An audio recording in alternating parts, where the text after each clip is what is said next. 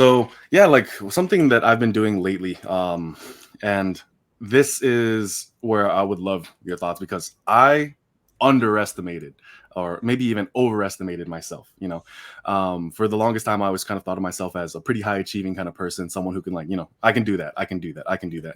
Like, let me help you, let me do this, let me do all that because I just kept thinking of myself in that way, and as a result, in the last year, I noticed just how much was on my plate Yeah. and how so much has actually fallen off. So, in the past year, like part of the reason why my channel has like went through seasons of dryness, essentially, I was trying to be a strength and conditioning coach for a local MMA gym. Right, Yeah. so I had in-person clients. Most of them were amateur or professional fighters. I was the assistant boxing coach for that same gym, Mm. and then I was trying to, of course, build up my business, my coaching business, on top of being a full-time student, on top of having a relationship, on Yeah. top of just a bunch of other things. And the thing is, all of that came before the thing that mattered to me for most of my life, which was training. So Yeah. like I was no like I, that was the slowest amount of progress I ever made in my life, and um I was just completely overwhelmed, and I just like woke up one day, like literally woke up one day, it's like, holy crap, like this is the first year where I was missing workouts, where I felt beat down by things other than training. And the difficult part with all this is just that, when you are, young male, you just tend to think to yourself like, oh, I need to kick myself in the ass. And a lot of the content that exists out there on YouTube nowadays, at least not in outside of the fitness sphere, is like, you're not doing enough, you're not waking up early enough, Yeah. Yeah. you're um you're not tough enough or something of that nature. And what I wanted to kind of glean from you is what helped you kind of grow out of that, overcome Mm. that, and I guess help deal with that, because I think that's something that nowadays is more common. Yeah. Yeah. Yeah. Yes, I had that. To relate to what you're saying, I had that pretty badly in my 30s. Um, Something sort of clicked in my head when I was about 29, and I thought, right, I'm going to be 30 soon. I need to grow up. I need to take life seriously, and I need to accomplish all these things. So Mm, almost immediately, I was going for promotions at work. I was a school teacher back in the day. And what I decided to do, since they weren't forthcoming because I hadn't really been teaching that long, was I decided to do a master's. And then straight after the master's, I then went to a management position in a very, very high achieving school. It was top 15 in the country. So mm, very high achieving. Managed to land that somehow. um, and now that sort of kickstarted a period of time in my life, which was very, very stressful. So firstly, it was a huge commute. The job was massive. At the same time, I was trying to train mm, hard. And everything was telling me, look, this is probably too much, but I just got to push through it. And I think the combination of all those different things across what was 3, 4, 5 years really got me burnt out in teaching a lot. It just was like you were saying just now. It felt unproductive. It felt like I was spread. For me personally, it was like I was spread very thin. So unfortunately, I'm not as bright as you. So unfortunately, you're much more self aware. So I didn't really fully cotton on to what was going on, and I sort of jumped back into a work situation which was also quite busy later on, sort of mid 30s, mm, about 6, 7 years ago, and I was straddling a 9 to 5, which was at this point I'd left teaching, but I was doing adult learning. So I was working for a very large company here, a worldwide company, and I was part of the internal education. They have a series of educational courses which they have for their employees to build them up and build their skills and capacities. So I was on that team, and there were thousands of staff. mm. So pretty cool position, pretty prestigious.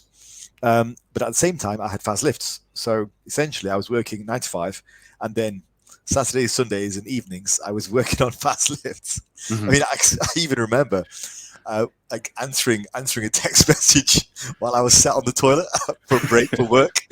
Just stupid stuff. I would have like Wednesday evening off and Saturday evening off just to spend time with Mrs. Faz. Mhm. But it ended up being a massive burnout. So I'm not sure what it was, but I think it was actually the world events of the last few years, which kind of settled everything down for me and just made me take stock. It was also about the Mm, time where I started to downsize, and it was all a whole cascade of things which made me think, kind of rethink, like, okay, I've been doing this for 10 years. It's mm, not really that fulfilling. And there was a slow ebbing of, I think, enjoyment of life, mhm, in general. Um, I wasn't as carefree as I was in my 20s. And it was all, I had been very productive, CV looked great. Was making good money, all that kind of stuff. That was all fine. But in terms of actual fulfillment, there just didn't seem to be quite as much. In terms of freedom, for example, it was very mhm, limited. I was so tied into what I had to do. So for me, it was a lot more time to come to that realization to say, hey, this isn't working. I need to make a change. And so that's when I sort of decided to jump headlong into Fazlist full time. And that mhm. was 2020. And fortunately, it worked. So, uh, but I mean, I've always got I always think I've got my degree and my CV to fall back on. So I still Mhm. have very good references and all that. So if I did think in the first couple of years, if everything does go tits up, I can always go back to teaching or Mhm. education or adult learning or whatever, Yeah. which is a very fulfilling career for me. I can still program computers as well, so I have plenty of options. But I Mhm. thought, let's give FazLift a real go. Let's just like like there's this comedian, I forget his name now. He said something like, "Yo ho ho, it's a pirate's life for me. Let's Mhm. give it a go, right? Let's just give it a go. Let's just throw the ball as hard as we can. Let's just give it a go. It's a shot, right? Mhm. Maybe I can do this." Nobody in my family was self-employed at all. I had no Mhm. experience of that. I had no one to bounce ideas off. No Mhm. idea what I was doing, and I just went for it full bore. And yeah, I made a lot of mistakes, but it really was like a Hail Mary. And Yeah. I thought, great, this is cool, this is good, and then just built on from there and gained experience. Yeah. Yeah, like I think it's kind of funny because like when it comes to like what your experience was, I had like a couple things kind of came to mind. Like when I'm spread the most thin, that's when I get the most fat, and then so that's one thing. Yeah. Like health and body composition definitely like goes away. Like stress is. Mm. I used to wonder like how the hell could being more stressed make you gain weight? Like and that was me being a young person where like I literally had nothing stressing me out. Like I just worked, went to the gym, and then went to sleep. Like all things considered, I was like, damn, that was a really stupid thing to say. And I'm kind of glad I never really like put that out there for the most part. But I always had that question. And then now that I went through that season, and it was kind of funny because with the whole global events actually put me in that situation where I was just like, damn, I need to make money because like, you know, things were getting difficult at home. Mm. I had to take more share of like, bills and responsibilities and whatnot. And then of course, Well, like the health. I remember we had that conversation. Yeah, yeah. And then the health of my like family members and stuff like that. Mhm. Cause like parents Yeah. get older, like as the way things tend to be. And as a result, I had to like take on a bit larger share of that while also trying to do everything else I was trying to do. So the reason I decided to get into strength and conditioning for, gym and like all that was because they're pretty well connected with like UFC and other fight organizations. So I Mm. thought it would be a good opportunity. However, not everything is all sunshine and rainbows, and you start to find out like, the holes and whatnot, and you eventually just kind of get left to the side. And I wasn't making nearly as much money as I was like giving them my time for, Yeah. and it made me realize something, and it made me feel horrible too because I was seeing some amount of initial success with stand strength, but it wasn't at what was, I guess, at the rate I needed to justify to my family. Like, well, I'm working all this and I'm not really making all that much, but I have to like Yeah. Yeah. so. Um, but then I tried to do that. Right now, maybe I just chose the wrong place, or chose the wrong time, things of that nature. Like there's I try to be fair. I don't want to just like bash them because they give me a lot of opportunities and a lot of experience.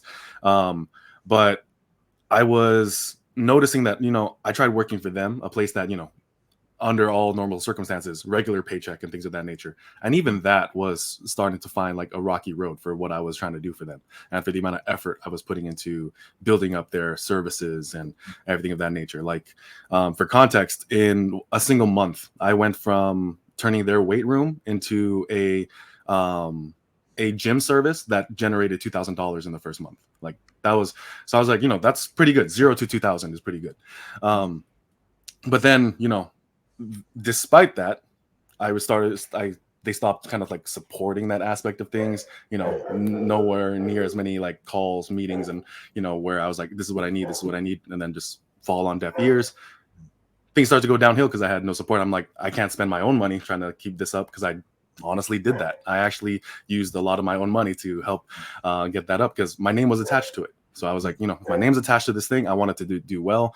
And then as the time, I just kind of saw the writing on the wall, like, they don't care about this, like I shouldn't either. And that's when I realized, like, I don't think I've given Stand Strength nearly as much of the commitment that I should have. And I'm also very lucky that the more I commit to it, the more things get better. But I will say, like, this as well. Like, there's those dry spouts. Like, there's that. I just make this joke all the time with my friends. Like, self-employed is just the fancy way of saying unemployed.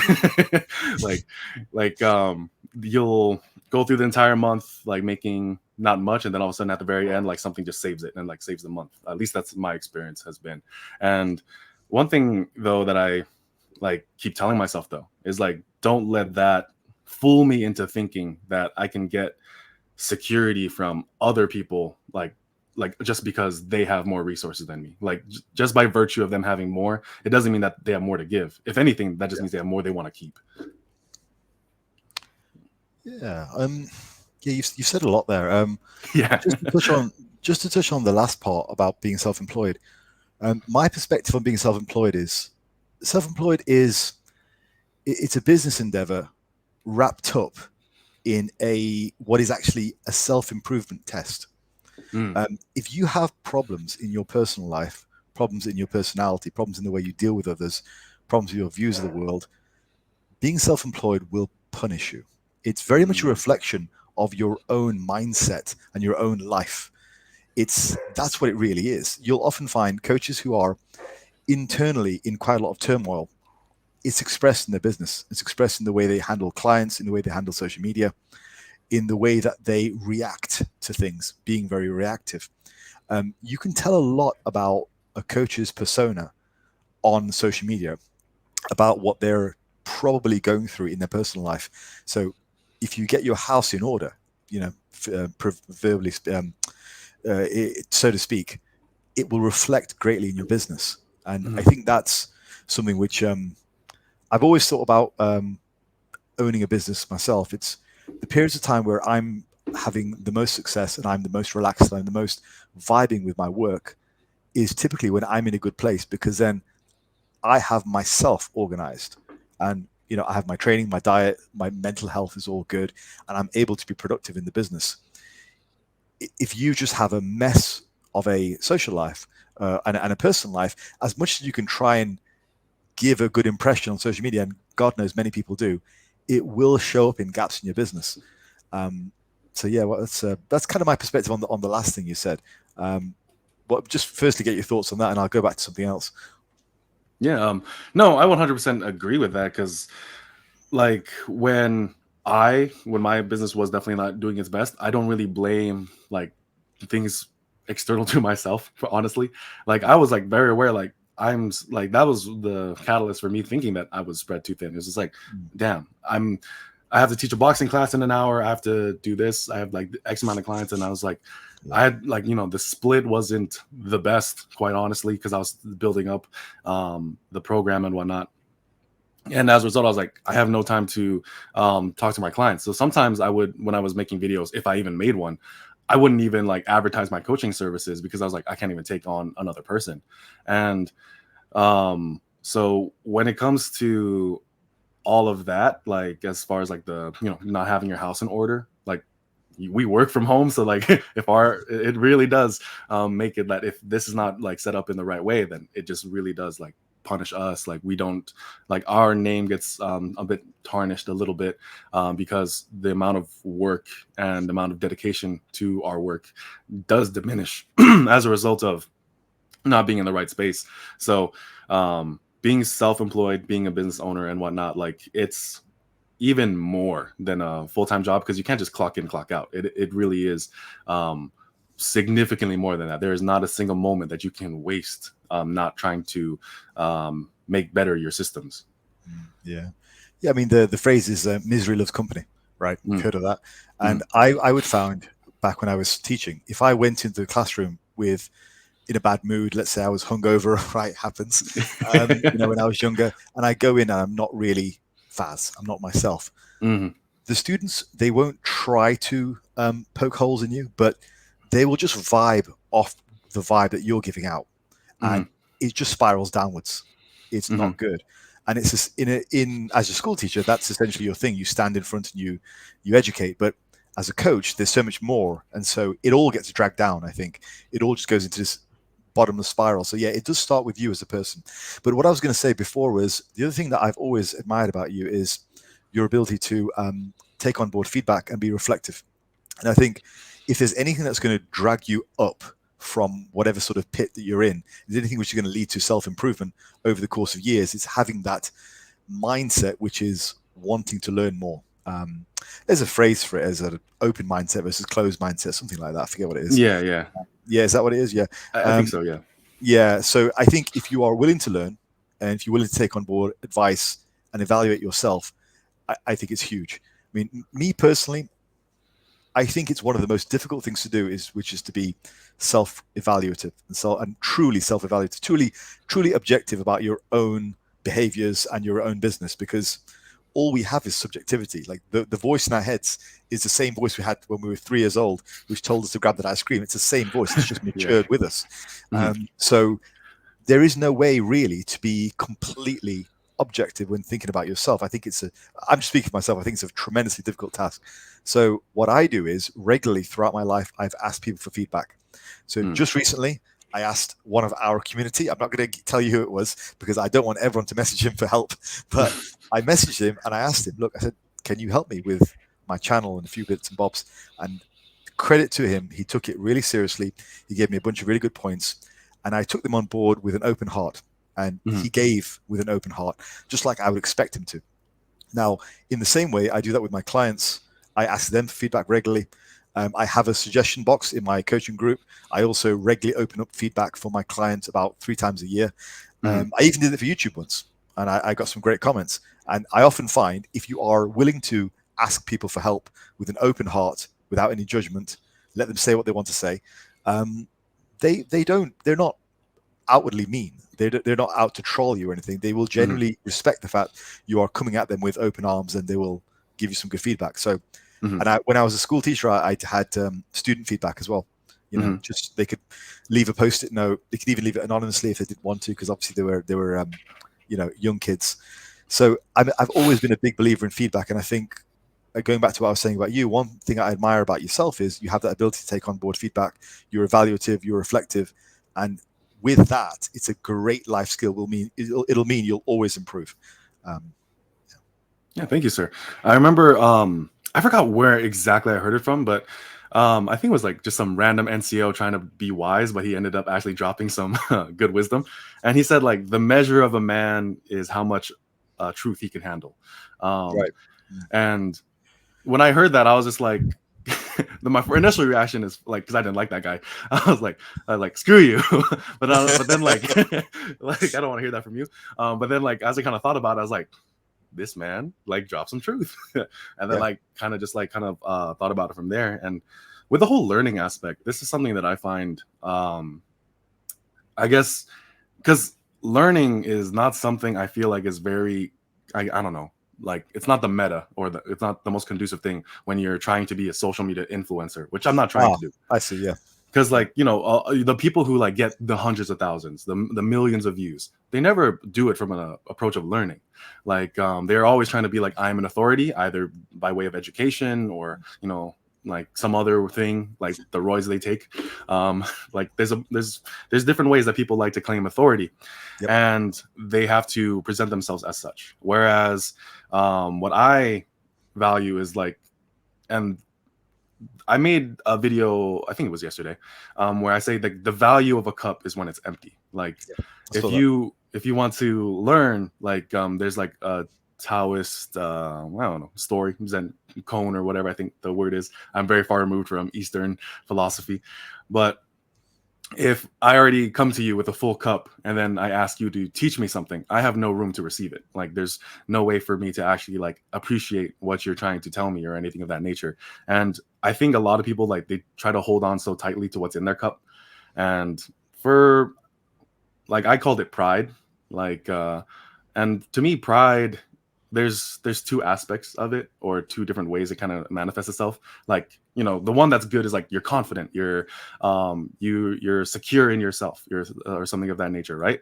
But more often than not, like it's very easy to kind of just fall off to the other side where like I know everything, like no one can offer me anything, like I know I'm enlightened of some type, like I know the truth about this or that. And anytime that they talk to anyone else, it's just like, why do I even need to listen to you? Is the air that I get from some people. And as a result, I'm just like, well, why do I even need to talk to you?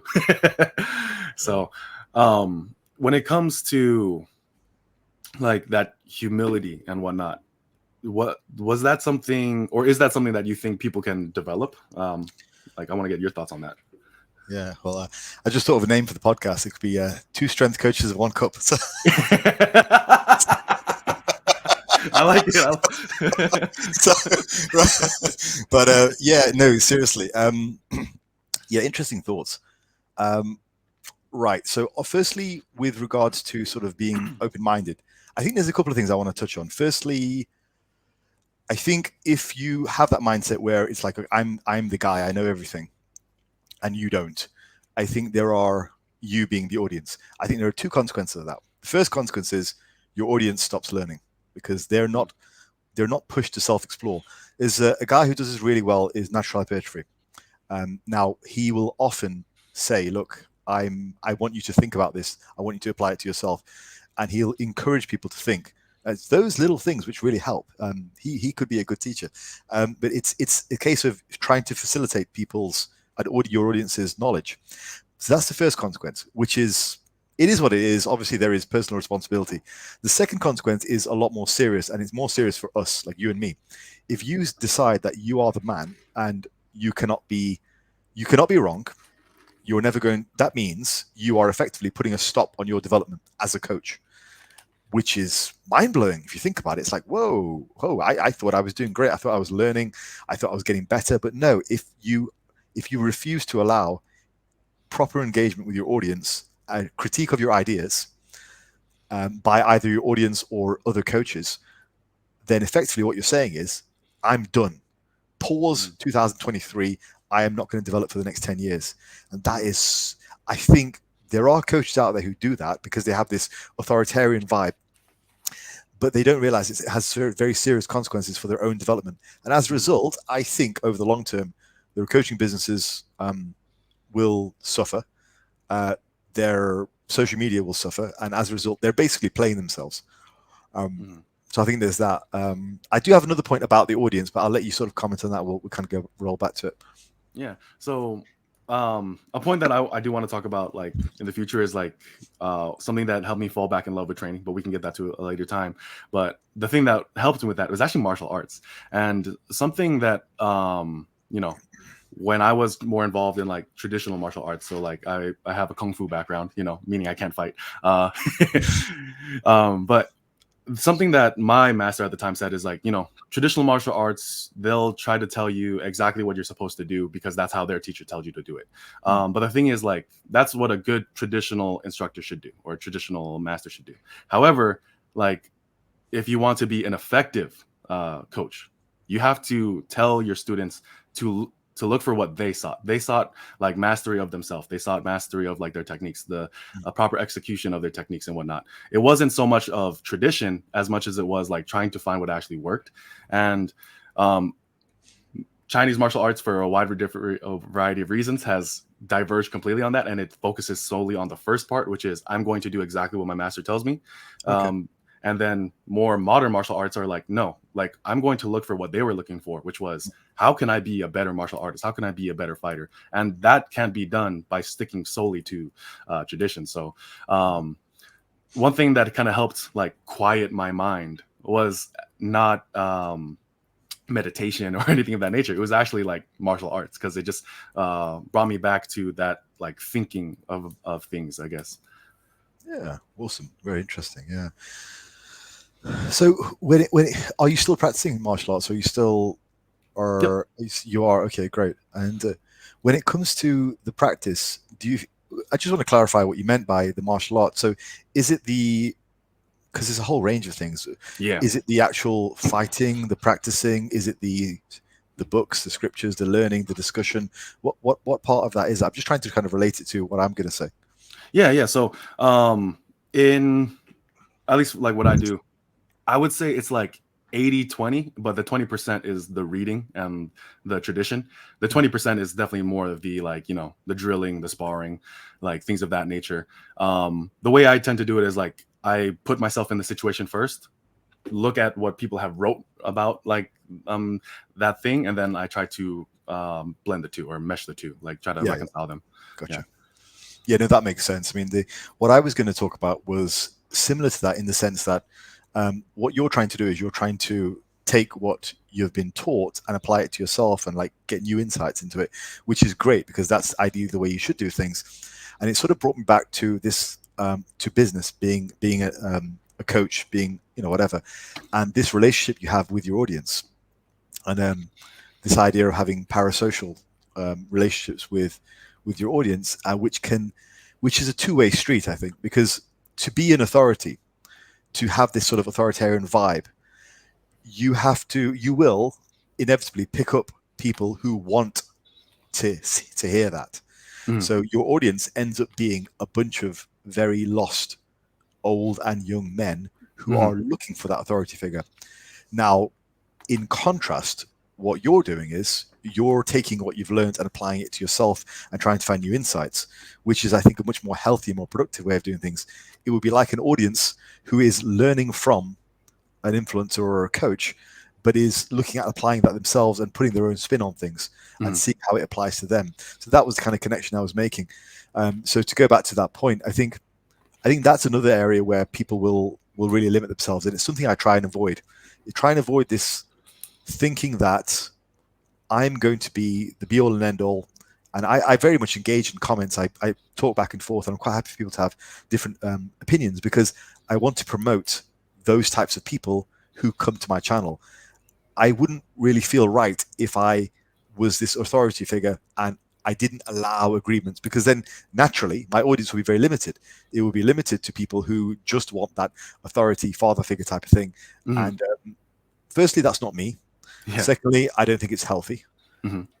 I do know coaches like that, and I think ultimately they limit themselves. I think you can only really educate people so far. You have to, and if we look at this from very much a coaching perspective, if we're trying to build bodies for the future, you have to push people towards being more intrinsically motivated.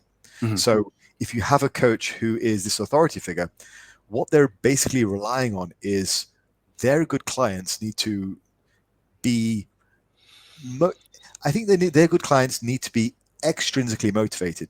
Mhm. So that's what they'll pick up from the coach. So just to cover the difference between intrinsic motivation and extrinsic motivation. So intrinsic is sort of internal motivation to do things. Like I have a goal because I have Mhm. a goal. I want to Mhm. accomplish it. Extrinsic is I'm going to do this because this influencer shouted at me today and I found it motivating. So I'm going to Yeah. watch it for 5 minutes. I'm going to go. Mhm. And I think that can initially create quite a large following, Mhm. and it can leave you with a bunch of extrinsically motivated young men and women who are looking for that authority type father figure. But if you're not doing anything with that, because that's your responsibility, if you're as the influencer, if you're just essentially compounding that, Mhm. they're always going to be reliant on you, and they're never going to actually build that internal efficacy and that intrinsic motivation, which I think will ultimately kick you in the ass. I think will Mhm. ultimately bite you. I don't think it's a productive way. I know it sounds great, like great, I'll have all these people relying on me, but I don't think that's the case, because I think they'll just drop off. They'll become Mhm. unmotivated. They won't get good results, and as a result, you won't look good. So it's Yeah. in your best interests to actually have an audience with a brain that thinks for themselves. So it's in your best interest to encourage discussion, to encourage differences of opinion, all that kind of stuff, as long as it's done respectfully, of course. Mhm. And it's the same. It was the same with teaching, and it's no different on YouTube. And you can take a cursory look at my YouTube comments, and the level of conversation and discourse there is actually really intelligent. You know, I've said it before. I've got a really intelligent audience. I'm lucky, but I think it's a case of if you promote those kind of things, those kind of values, then those are the people that will come towards you, who are inquisitive, and they find you agreeable enough that they can disagree with you. Mm-hmm. Yeah. And something that I've noticed and observed so often is that I have met so many people who can word for word or like basically recite like the mantras and beliefs of other people, but they themselves have none of their own. And it kind of reflects too, like, so I've known people who like, they keep watching people like David Goggins or Jocko Willink or people who like have those types of podcasts who are like, super about toughness about that. Right. And all those other things. And yet there's no original ideas. And because they never bring it back to themselves, it's this other person said this, but that's not me. I don't need to do that. It's just like this person believes in this, but I can recite it perfectly, but that's not me. I don't have to do that. And then as a result, they don't do anything. And it's like, why even have that knowledge in you? So I 100% agree that it should be intrinsic, because as far as like those channels go and those like, podcasts and whatnot go, like they're interesting ideas, they're interesting thoughts. But I feel like if you need like basically that every day just to go to the gym, I think there's like something like you need to tend to in your own like mind and whatnot. Because I think nowadays people are far more comfortable trying to imitate what looks good or looks successful than trying to really like put work on like who they genuinely are. And there's I guess like a slippery slope, or the kind of like there's a lot of memes like there's like those two wolves inside you type memes, right? you know like, but the thing is, it's kind of true. Like there is a nature that is both good and bad. There are things that we can do that are either for our betterment or for our detriment. And sometimes we have to balance being humble, but we also have to be steadfast. We have to be hard on ourselves, but we also can't be like too too hard on ourselves, essentially. So how do you balance that? Like, how did you like get to a point where you could manage those two things pretty well? I think I'm still working on it, really. Yeah, I think it's a lifelong endeavor. But to go back to the what you were saying about the Jocko Willinks and the Andrew Hubermans, I think the basic thing with that is it's easy. It's far easier to consume 30 minutes of content or 3 hours of content of some guy who's talking about the special way to drink coffee at a particular time to avoid some like afternoon slump or whatever. It's far easier to consume that content than it is to actually change your life. And I made this point on a video recently, last year, I think it was, that these people, these self-help gurus, they're not actually there to help you, because self-help isn't one quick trick. It's none of that. Yeah, it all starts with making sense. It all starts with being somewhat of a good idea, but it leads to just the ridiculousness and the complete waste of time. I mean, the classic thing about those self-help, two wolves thing is, if somebody actually has a time for that morning routine, when do they work? I mean, I wake up, I shower, I wash my face, and I sit on my desk and I get to work with a coffee. I don't really have time for this, meditation, howling at the moon and all kinds of stuff like that. So I don't feel those guys are actually there to help. And so whenever and I'll say another thing, it's never my most successful friends who are posting motivational memes on Instagram. Never, not once. It's always the guys who are very, very unsure of themselves who post those kinds of things. And there's a lot of, in my local area, I know a few local PTs who just all the time online posting about motivation, discipline. Like 1 week it's motivation is better than discipline, the other week it's discipline is better than motivation, whatever it is. But they're always just constantly posting these just completely vapid memes and posts about literally nothing. And you think, when do you get time to actually do work? And why do you have no clients? Put some time into that. So it does amuse me when I see that, but it's always my more successful friends who are just sort of getting it done. Some good examples in the community. Alex, obviously Alpha Destiny, fantastic. Really good, really focused content, and always really positive.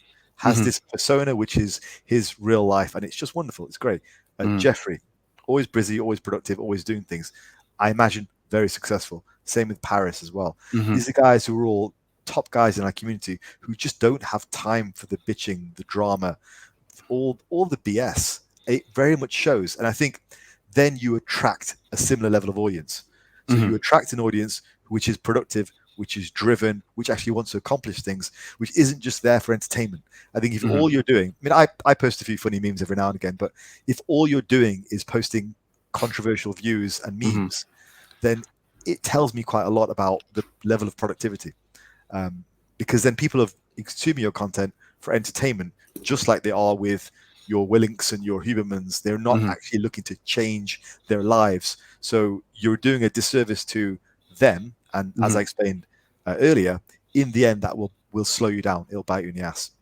Yeah, 100%. Because I always like, I really resonate with the idea that like real wisdom is in living, not necessarily thinking.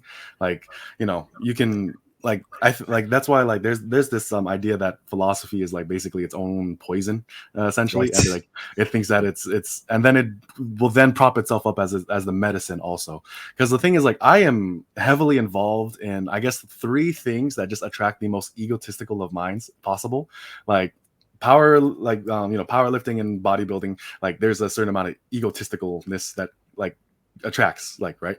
Then same with martial arts, right? Like there's like people who like get all mystic and like, oh, I could beat your ass, or like, you know, my master like came from a mountain and like knew Jesus or something. Like there's a bunch of all this like weird stuff. And then of course philosophy too. It's like, I'm just so much smarter than you, I'm so much like this. The thing is, like, the best of any of those pursuits, right, are just people who live that thing. Like they like their lifestyle reflects that thing. It's not so much the thinking that goes behind it. They can definitely put into words their actions, but that's the kind of way it goes. It's, I put into words my actions, so the actions come first. Whereas a lot of people, they want all the words, they want all the knowledge, they want all the books, they want all the sources, they want all the studies before they even, you know, spend 5 years in the gym, like, or 10 years really, like like, or and then after that a lifetime. So there's all these things that we act as if they are, like, I guess, sources of like the solution to our problems is somewhere in a study, it's in a book, it's from a person, which is even worse. Like you know, like the motivation guys and whatnot. It's like, you know, building muscle, getting stronger, getting better at whatever it is you decide you want to get better at. None of those things belong. They're not in the possession of any of these people. Like, so like even when it comes to us creating content, we don't own muscle building. We don't own strength training. We just like point people in the direction of, you know, this is where I'm heading, and like this is what I'm trying to do, and then kind of like take it from there. This is what I've learned. Maybe it's misguided, maybe it's not. We'll see. Let's find out together. But there's like no sense of ownership, and then because of that, we don't feel like we're giving people ideas. We're not giving people like necessarily this is what you have to do or something of that nature. At least that's kind of like my take on that. Yeah, I agree. I think it probably stems from the reason that you're involved in these activities. So I think if you're involved in these activities in a manner which is for vanity, is for a specific purpose, rather than to be in it because you really want self-mastery and self-improvement, and you're using bodybuilding or martial arts as a vehicle for that self-improvement, then you're already onto a loser, because your reasons for doing things are wrong. And then if you so happen to get onto YouTube or to be a coach, then you're going to pass on those shallow reasons to your followers and whatnot. So yeah, for sure, you know, I think it kind of stems from your intentions. Whereas I think in the bodybuilding community that we have, the natural bodybuilding community, you have a lot of guys who are genuinely very passionate about self-improvement, about rebelling against some of the trappings of life. You know, like rebelling against laziness, lack of productivity, what may be perceived as some of the trappings of the modern era, but actually are trappings of throughout all eras. but every era sees the problems with a fresh pair of eyes, but they're all the same, really. Mhm. The problems we have now are the same problems we had 20 years ago, but just in a different format. They stem from the same human insecurities and weaknesses, and Mhm. so we have people who are pushing back against those. And I fully believe bodybuilding is a pushback against those.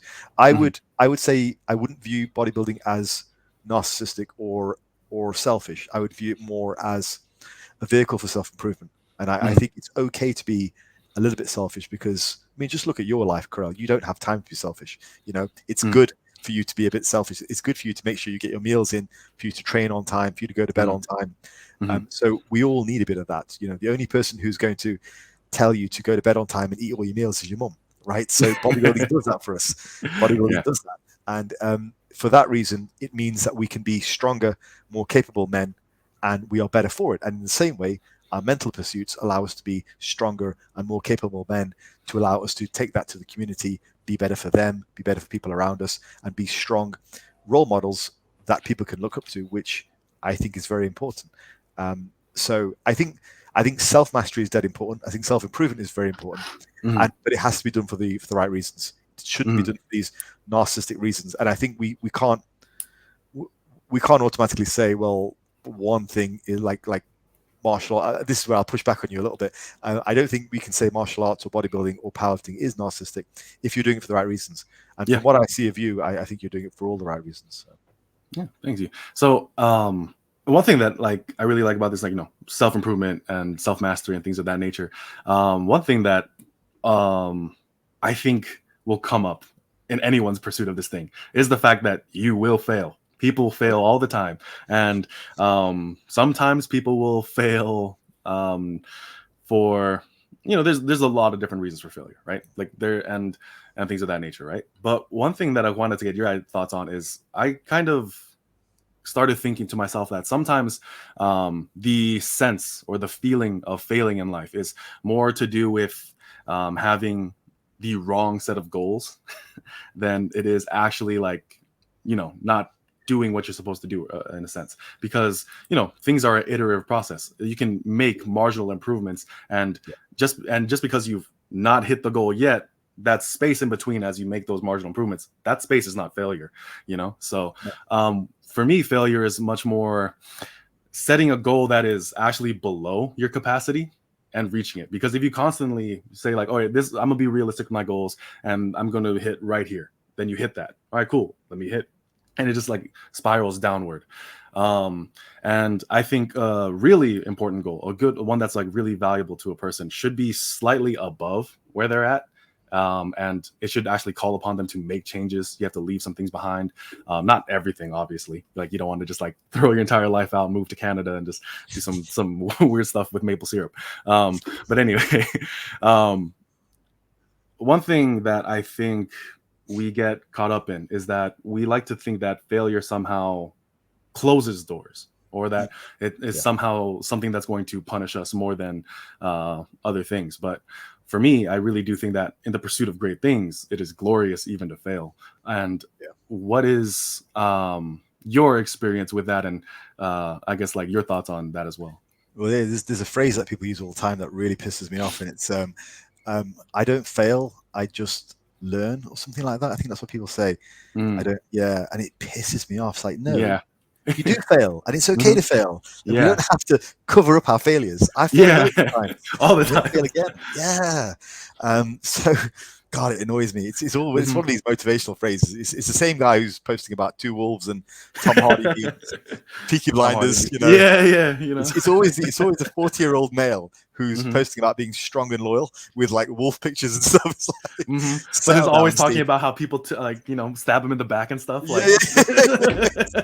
Like a clown face and a Joker and all that stuff. Like, Jesus, man, get a grip. Mhm. Yeah, but if I ever do that, God, just shoot me.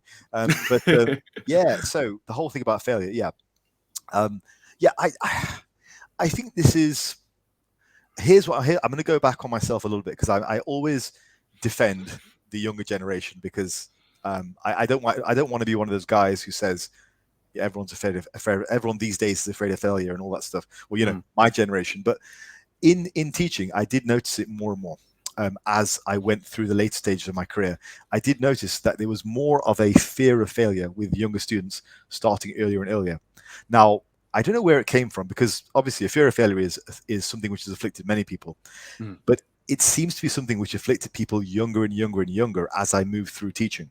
So I was noticing in even as little as what we call year 7 students, which are 11-year-olds, Mm. they would go in and they would rather not do an exam and fail than try to do it and fail. Mm-hmm. And I thought this was just incredible. This was towards the end of my career, and I just thought that was insane. So yeah, it is something which I think is becoming more prevalent the younger people are, which possibly has to do with the cognitive load which is placed upon younger and younger people due to public access of information like the internet and mobile Mm-hmm. phones. You're Mm-hmm. just exposed to more of the world, and people's expectations of themselves, which you then sort of take on to be expectations of you. People, kids as young as 11 or 12 are wanting to be perceived as adults, which is Mm. odd, I think, and not Yeah. right, really. Mm-hmm. So, because as you're an adult, you also take on the expectations of adulthood, Mm-hmm. and you have all these worries about this and that and being perceived and being successful, which I think is one of the reasons why it's being pushed onto the younger generation. And that's maybe why the fear of failure is propping up sooner and sooner. I don't know. But yeah, it seems to be something which is afflicting younger and younger people.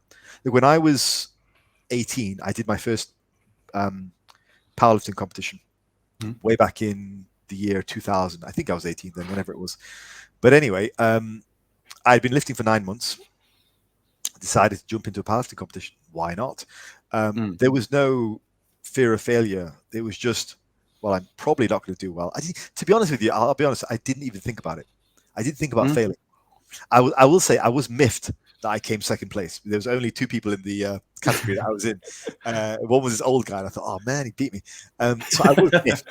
Mm-hmm. I was miffed, but it didn't come into my mind until after I got After. there Mm. and I was lifting and stuff.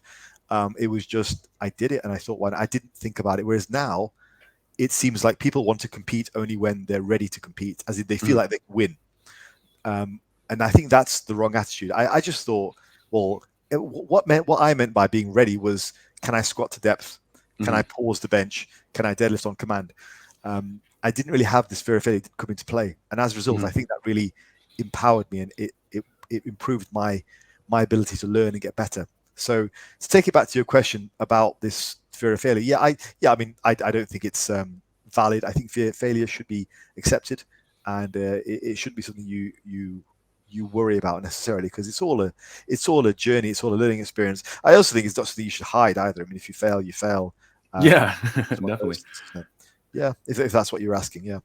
Yeah, because like I like sometimes when it comes to like conversations I have with people, because like people like I guess in my like actual real life, like when I'm out and about friend groups and whatnot, they'll kind of like ask like how like why are you so confident with like trying to do all these things? And I was just like, I don't know, I just do it and then like just see what Yeah. happens.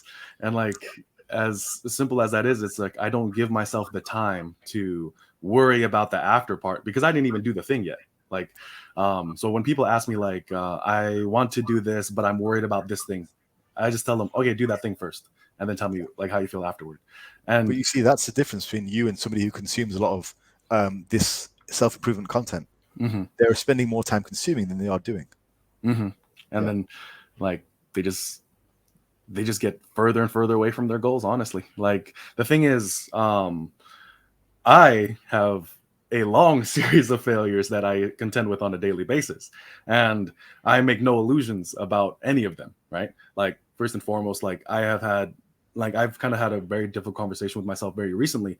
Like, when I did decide, like, I'm going to go independent with all my training. I'm going to do I'm going to do stand strength. I'm going to do my own thing, like, in person. Like, I'm not doing any of that anymore. And part of that was because like I looked at the long list of goals I failed to reach. And every time I looked at any of them and ask myself, why did I not hit this goal? It was never because the goal was too much or anything of that nature. It was more so because I got distracted by I either got distracted, I didn't give it my full effort or attention, I refused to contend with certain things in my life. I thought things in my life were incompatible. Like, for example, like, I think it's very often that people will make jokes or memes, or like with that, sometimes they'll say like, oh, because I have to spend time with my girlfriend or spend time with my wife. My wife doesn't like when I diet down like this, like you'll see that oftentimes, right? But when you ask these people like what they really think, it's like they'll just say, I'm really grateful that the person I'm with is actually very accepting and understanding, but they also have to take the step of telling them this is what I want, and that allows them to be supportive. They can't be supportive if you don't be honest with them as well. And that was a hiccup for myself, like to kind of bring my personal life into this a little bit, is that I just kept thinking that my relationship was at odds with my own personal goals, and that should never be the case, and that kind of diminishes the love and trust with your partner. And as a result, now you're not getting your personal goals, and your also relationship is struggling a lot too. So when I was looking at these goals that I wasn't hitting, it was never because of anything other than like I could find exactly when, like at that point in time, because like I'll have years or months with it, like this is my goal for the year, this is my goal for the year, and I was like, oh, during this year, this is what the issues were in my life, this is what the issues were in my life. And I was just like, damn. So then I was just like, as uncomfortable as this is, I'm going to work years back of the things that were getting in the way of my goals, and now I'm actually making progress again, because it was very uncomfortable. Like, I had these hard conversations with people in my life, hard conversations with myself too, because it's not pleasant. No. Just looking at all the things that you've done to yourself, like it's one thing to be wronged by another person. Like, I feel like it's significantly easier to deal with. But when you look at all the things you've done against yourself, that's when it really starts to hurt. But the thing is, like, none of those things in that exact moment were stopping me either. So like any of those failures, none of them were like, they're not a wall for me to run into. It's just something there. The greatest failure is not trying. I wanted to kind of steer the discussion towards maybe looking at how often you evaluate as well, because then we can kind of bounce off that. Yeah, so I wanted to ask about sort of how often you evaluate. So I want to just take it back to about 2020. So I had just gone full time with the business, and it was quite a lot of stress that year because our prime minister kept shutting everything down, due to world events. And every time he shut something down, I would lose clients. So it was a very stressful year because it was very much up and down. And in terms of evaluation, what I found was initially I was evaluating all the time. And essentially I was just crippling myself, my productivity, with just worry about what am I going to do? Is this working? Is it not? So the strategy that I employed was, I said, I'm just going to leave all evaluation and thinking until the end of the year. So December 31st, before midnight, I'm going to sit down and say to myself, did it work? Okay. Were you able to make it work? And if so, great, we'll carry on. If not, we'll cut it. We had a good run. We'll go back to doing it part-time. And that had a consequence. It had a consequence in that it stopped me from continuously second-guessing myself and making adjustments. But also it freed up my mind to be able to actually action the things that I had set out to do. So I wasn't always changing the plan, very much like people changing their routines, where they're training. I wasn't constantly chronic routine changing. I just had time and energy and mental space to execute. And then I gave it a reasonable enough time to do that, and I made a decision elsewhere. So for me, what I tend to do now when it comes to self-improvement is I will usually have checkpoints. I'll have goals. And very much it boils down to sort of a large company mindset. I will typically have year goals, quarterly goals, and things that I want to do.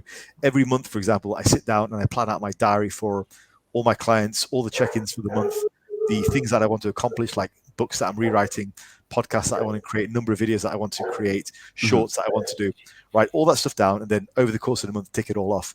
So for me, that reduces this panic that you might have on a random Wednesday in the middle of the month where you think, am I doing enough? You're like, no, you are doing enough because you've written it all down and it's there. You just keep ticking off the boxes. And then I evaluate whether I'm doing enough once I have some data to actually work with.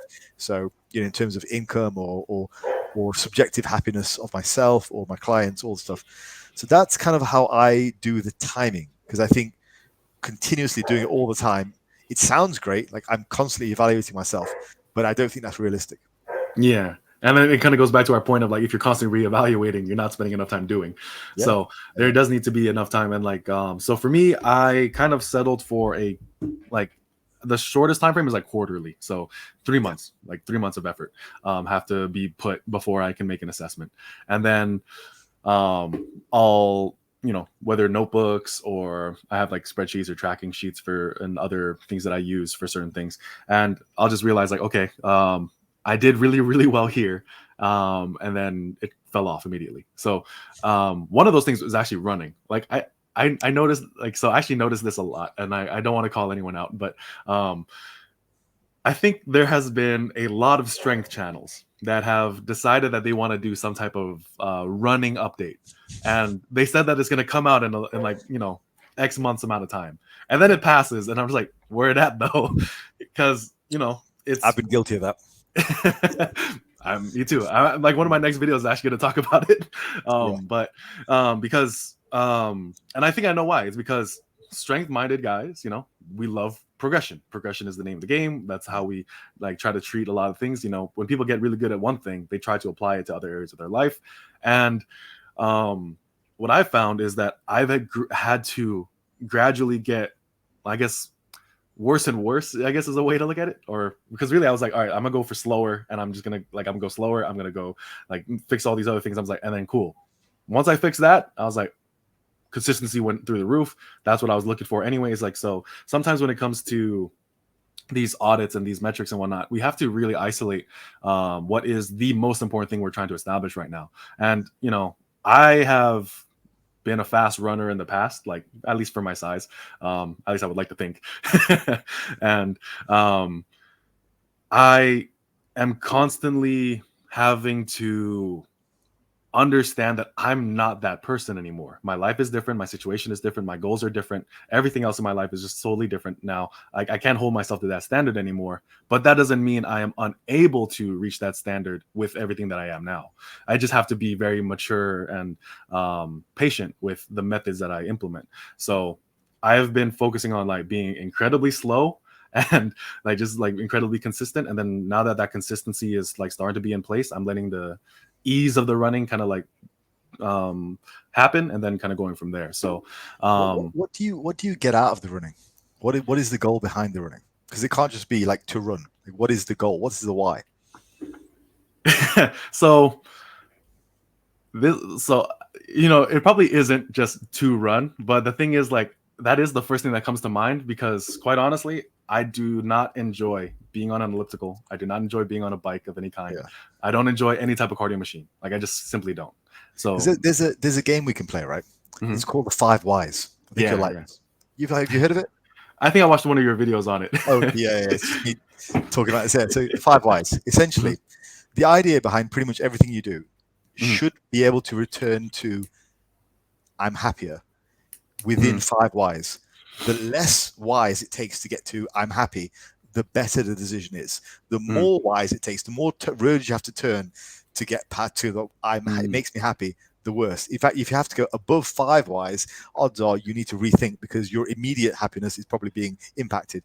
So we're gonna try it live right now. Hell yeah. So you're running and you want to run. Okay, firstly, why do you want to run? So first one, I hate any other form of cardio. Like, if you put me on any other cardio machine, I tap out in like 5-10 minutes due to boredom more than anything else. So running is a default. Now, why do you want to do the cardio? So I like being able to breathe well. It makes me feel good being able to actually have like unhindered breathing. Because I'm a big guy, so like I think there's that makes you happy. Yeah, makes you happy. Here we go. Yeah. So like, I guess why we could maybe probe a little bit further and say, well, why running and not maybe more like CrossFit or high intensity training, which you and I could also do, being bigger guys. So the reason why I decided not to do like CrossFit or more like conditioning workouts like finishes and stuff like that is because like I like knowing my psychology, if I get put in that situation, like I'm not going to treat it like a fatigue event. I'm not going to Yeah. treat it like something just to get tired. I am going to push for progression. So it's just like so in the military we had this drill called the 2-minute push-up drill. So you do 2 minutes of as many push-ups as you can. Military standard, which is obviously a lower standard, honestly, because you're just trying to get reps. And then you rest for about a minute. Then you do a minute of as many push-ups as you can. Then you rest for about a minute again. Then you do 30 seconds, right? And you can change the rest times as you want and things of that nature. But the thing is, like, the purpose of the drill is this to put the time in. But I never took it that way. I was just like, oh, no, no, no, no, no. Like, I need to beat what I did last time. And as a result, like, I would just be upset. I would just be like, really like, not a, like I guess like the proper place for training, in my opinion. Like so like my psychology would suffer for sure. It's funny, isn't it? Because that's the mentality I always find runners struggle with when they come over to bodybuilding. It's like you have to push all the way out. Whereas a runner finds it hard. They just want to get through the session. Like, well, I got the other exercises to do. I'll just take it easy. And you're trying to say, no, you can't. So it's the opposite with us. No, I'm the same. I had a brief foray into trying some WODs and stuff. And one I decided to do where I pulled my lat. I was doing 5 push-ups, 10 pull-ups, maybe the reverse. I think 5 pull-ups, 10 push-ups, and 15 squats every minute on the minute for half an hour. So I ended up doing something like 150 pull-ups in half an hour. And that was, I think, the day after I'd done weighted chins. So it just was, I was completely unprepared for it. Pulled something in my lat, not fun. But yeah, it's the same mentality. So yeah, no, I know what you mean. So basically you went for the running because you feel like you can moderate it more because it's so different to lifting.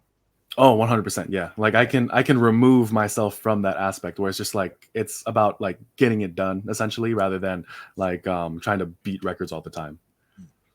Yeah. Cause like, I feel like my record days are kind of behind me, at least for the time being. Like my main goals are elsewhere. So this is just like, I'm trying to make sure for one, like I think the interference effect is heavily overrated. Like, like people people like to think that they think running is just this one thing. It's just like, no, it's like most other things. The dosage is what matters. Like I said, the speed I'm going at is not all that much. The mileage I'm putting in is not all that much. Like but I'm still just trying to like hit these certain like benefit thresholds and whatnot for health reasons, right? And as of right now, I have not really experienced much detriment to my strength because I've been running for a couple of weeks now. Like, and I just started a recent, like, I do 10-week blocks with my training now. And my strength block, it's going really well. Like my weights are moving really fast. Like, just yesterday I hit 295 for a set of 3, and it was like easiest set of 3 I've ever hit in my life. Like it was just bench. Yeah. Nice. So I was just like, okay, cool. Like the running is not impacting it because I was able to moderate the intensity I'm going at, the pace and everything like that. And like, I just need to not get ahead of myself and go faster. I'm gonna go one step further. I'm gonna say not only does it not hinder, but I think in the long term it can actually help. So a couple of things. Generally, like, when have you seen in person a client who is a runner, for example, have anything but slightly above average legs? Or, for example, a boxer with slightly above average arms. I'll say from my perspective, I used to play a lot of football when I was younger, like soccer. And I have this, and I used to idolize this footballer called Roberto Carlos, who was a left back for Brazil. And one of his things was he would take really powerful free kicks with his right foot. And so I was big on striking the ball with my right foot. And oddly enough, I have this weirdly overdeveloped rectus femoris in my right leg. I wonder why. It's really strange. So there's that, and also my legs responded very, very much so in my first year of training. So I had quite big squat and deadlift numbers almost immediately. But I think that was from football. I have a guy who runs. I think he does. He does that event where you run, you swim, and you bike. Triathlon or something. Triathlon, like that? Yeah. He does triathlons. He just did this huge one. His legs are massive. And so it's not even a detriment. I think I would go so far as to say in the long term, it's actually a benefit. Also, one more thing on that, when I have been doing quite a lot of running over the last few years, and one thing I've noticed is it's really helped with my knee health. So my knees are more rock solid now than they were 10 years ago when I was just exclusively doing powerlifting. I think part of that is possibly diet related to and body fat related, but certainly the running seemed to have an almost immediate impact. Once I'd gotten over the initial pain of introducing running, and my knees had gotten stronger, I felt that my knees are stronger now. So there's definitely something to it.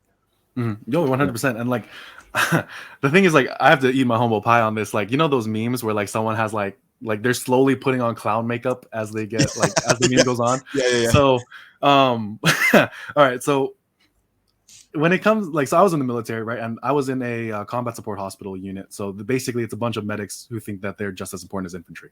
You know, sure they are, yeah. Like, but they hold themselves to that standard and whatnot. But I'm just like clowning on them. But they were great people. But I was putting up miles, like like every day was like a minimum, no less than like either what like 1.5 miles to like on average it was anywhere between like 3 to 5 mile runs. Like, nice. And every week we did like an airfield run, which is like I don't know like exactly, but you run the perimeter of an airfield and it's a big damn thing. And we had to do that with time constraints too. So I am not great in any matter like relating to physical fitness or like athleticism, like which but like me doing that, I always thought that I was being held back by my running. Right. However, if I think about it just for a couple more minutes, right? Yeah. I was 220, 230. I was benching, and when I was in the military, my max bench was the 295. Max squat was around like 350 something, and then max deadlift was like 475, right? And that was while I was doing the most mileage in my life. Like any amount of interference that was occurring, it wouldn't have brought me to much further than where I'm at right now. And honestly, it was probably better that I was hitting those numbers then, just because my body composition was a bit better. So then I started thinking to myself, like, okay, let me improve my body composition. Let me have my work capacity improved, and let's see what I can hit now. Because like I've removed a lot of the stress from my life, like, committing to certain other things. And I'm just thinking, and I'm like really excited about training. So I guess that could be the next topic we could talk about. Yeah. I mean, I'll say something to your point. One of my most successful training years was doing about an hour of cardio a day, 6 days a week. So it was my final year of university. I was a computer science student. So if I wasn't in the lab, I was at the gym, and I did about 4 days a week of training on an upper lower and 6 days a week of cardio with about an hour each, an hour each day with 1 day spare. And that was the year my training absolutely catapulted in terms of strength. I was full on powerlifter then. That was the year that I squatted the 227, only weighing 83. And it was the year where I deadlifted 235 and my bench was about 150. So pretty reasonably strong, for a guy who weighs like 180. So over 500 pound bench, over 500 pound squat and deadlift, and a 330-ish bench, reasonably strong. But that year was tremendous. I mean, there was a few other factors as well, like I discovered programming, deload weeks, all that kind of thing. But it was a great, very productive year, and it was all with 6 hours of cardio per week. Nothing particularly strenuous, but I was doing it. It was hard for me, and I got in very good shape, and I stayed in good shape. So I think nowadays I'm sort of loosely aware of that, but it's a case of just timing. I probably should be more active. My steps aren't always that great, but at the moment I'm training 6 days a week, so I would like to do more cardio. But I certainly don't think it's a hindrance. I think if you can afford the time, I think it's a really, really good way to stay active. The body likes motion. Yeah, definitely. And then going back to like falling in love with training again, because when I was as stretched thin as I was and as stressed as I was, like I said, this was the first time in a long time that I was actually missing workouts. I remember so I tore it was partial tears, like thankfully, but I suffered a really bad knee injury when I was in the military. So we were doing this battalion run, or I think it was actually a brigade run, which is like, so imagine trying to fit over 500,000 people on a pretty small road, and then you're all trying to run like in unison. Doesn't work out. So there would be times where like like the pace for some reason, like it's just like full speed, then full stop, then it like stables out again. Full speed, That's full stop. Worse. You're constantly stopping and starting. Yeah. And I was in Washington State, which is known for, raining all the time. So you're like, London is like that too, right? It just rains all the time there. Yeah, so the roads were wet, and I just remember like because I had to come to a complete stop, my knee just went like this, like, and Oof. I felt it. And I was like, "Oh, okay, okay." So I just told the NCO, I was like, "Hey, if I stop running, I will not be able to move." And so then I had to, and it was like pretty close to the beginning of the run, so I had to run like another 2 miles on top of that just to get to the medical tent, Yeah. and it really was the case. Like the moment I stopped moving, I couldn't move it at all. If I tried to, it would just hurt, and I had to go to the ER. Got a brace on and everything. That whole endeavor, me getting a brace and whatnot, like the run was around 8. I got out around like 3. I went to the gym at 4. That was just the kind of person I was. I was like, damn, it was supposed to be a lower body day, but all right, I guess I'll hit arms or upper body. Did a bench workout with my brace on. Like one of the NCOs like noticed me there. I was like, what the hell? Like, weren't you at the hospital already? I was like, yeah, but it was just for my leg. And then that was the kind of mindset I was in the past. There's youth with that. There's and whatnot, but I've noticed since the job that I was in previously, like I didn't have that fire in me anymore, and like anything could have happened that would have been like, you know what, it's just the gym's not it for today. And when I realized like I would never have done that before, and why am I doing that now? I kind of did like a little bit of that why thing. Mm. And then at the end of it, I just kind of realized like, why am I even choosing something like this when I'm not even happy with it? Like I tell people, like, if you are like, procrastination is not rest, because then you have to rush at the end. You're more stressed at the end. Like, Yeah. if you want to rest, you should be able to ease back into work rather than have to have this spike. But I was always like essentially procrastinating or something of that nature, and I never felt truly rested and at peace with myself. So when I started realizing that, I was like, okay, what would make me happy is actually this thing. And I started auditing, like, what are other choices I'm making that don't actually make me happy? And some of them are actually like not what most people would like see. But like, honestly, I am a bit of a foodie, but I also made some changes in direction where I'm just like, all right, cool. Like certain foods, I can eat a lot of those and be perfectly fine. They're like pretty healthy stuff, like just like lean meats, vegetables, proteins, and whatnot. And but they're just like done in a way where I'm just like, I actually really enjoy these, and my health is better for it. Other ones, I'm just like, okay, cool. I really love them, but I'm just gonna like moderate them more. So like, I just started to find what is in control of me right now. What am I using as an excuse? Things of that nature. But when it came to falling back in love with training, I just wanted to know, like, was there ever a season in your life where like you actually like didn't love training? Yeah. I mean, I tell you what, it was during about 2000 so after that year that I just described, very shortly after, I actually went traveling for about 18 months. I went out to Asia, and I lived in South Korea for a year, and then I traveled around South Korea, China, and Japan for 6 months. Now, when I came back, I promptly tore my hamstring pretty badly as well. Mm. Over the course of the next 3 years, I rehabbed in variously bad attempts. And those are the times where it really struck me that, holy crap, I had 6 amazing years of training, just almost linear progress right the way Mm-hmm. through, apart from a few stalls here and there, which I've talked about in the past. Mm-hmm. It was really, really good and productive. And then I started to realize, actually, there are times where it just doesn't go so well. And it takes a lot more to keep going during those times. What helped me was I read a book. It was Bill Starr's book. Mm. And, I think it was not the original Only the Strong Shall Survive. It was his peaking book, which I forget the name. I've got a signed copy of it somewhere. But he said that you will go through years where you don't progress. So a beginner might go through weeks or days where they have some bad days. But as an advanced trainee, if you're training for a lifetime, you'll have years which are up and down. And that, even just those words, hearing those words from a guy like Bill, who I didn't really know, and was just a guy in America, and I was just a kid in the UK, it helped to put my mind at ease and realize, actually, there are going to be years which are good and which are bad. And it's really a microcosm of life, because you'll have some years which are absolutely shit, and other years where if you had given up, you're never going to see those, Mm-hmm.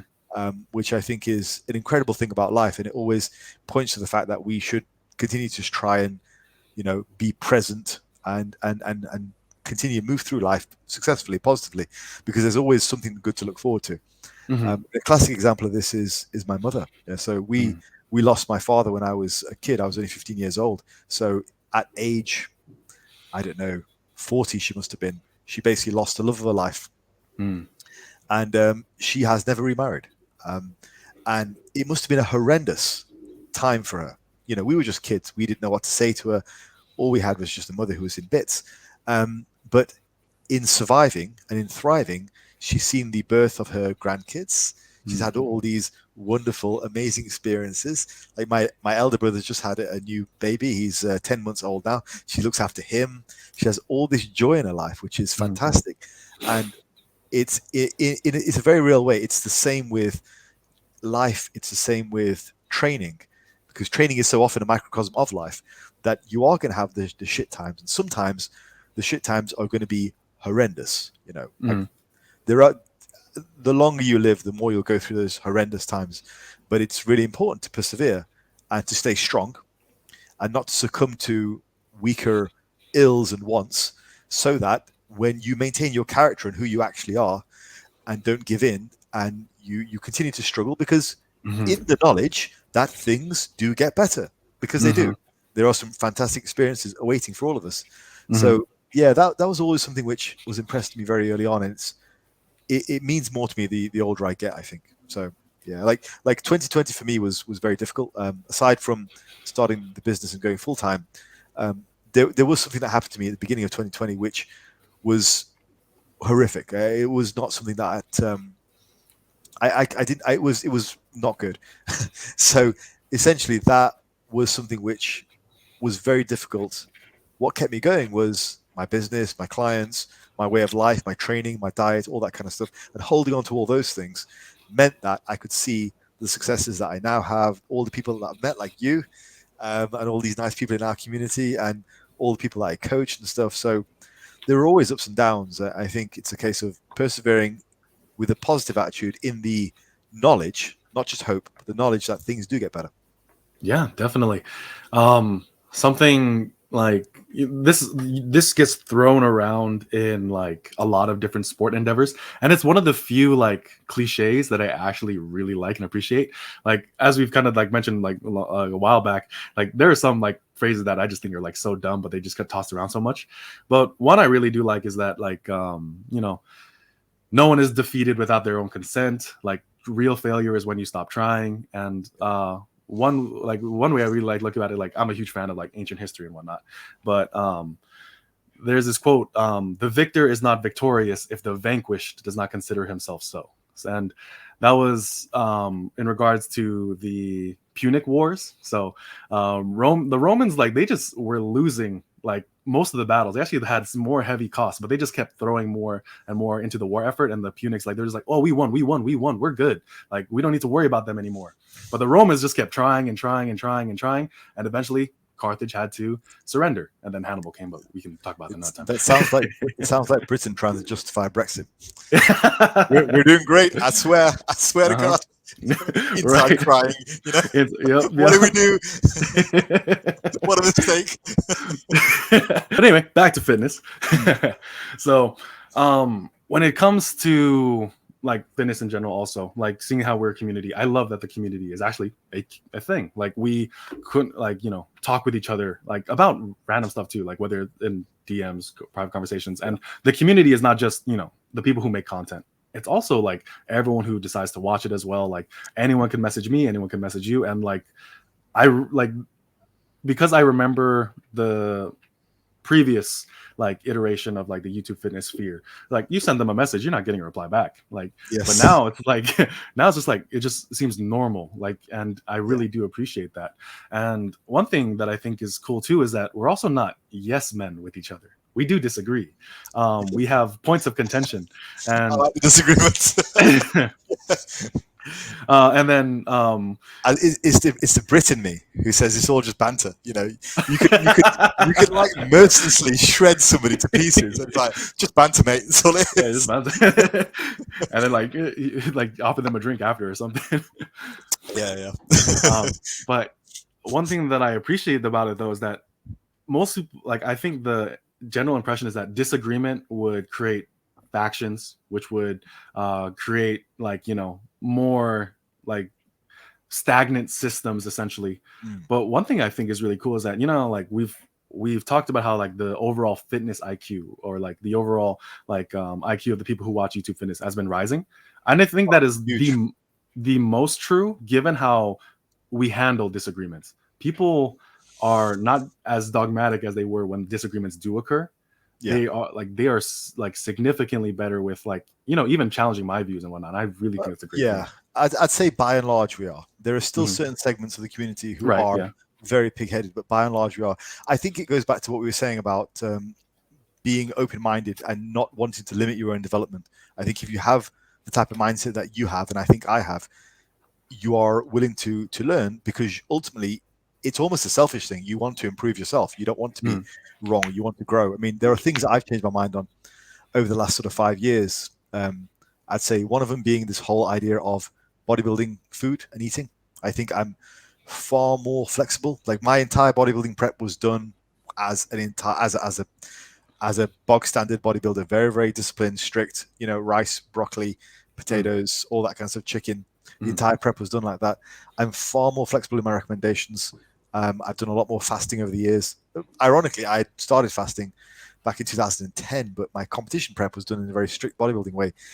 So I've certainly changed my mind on that. I've certainly changed my mind on the efficacy of and the long-term potential of macro calorie counting for everyone.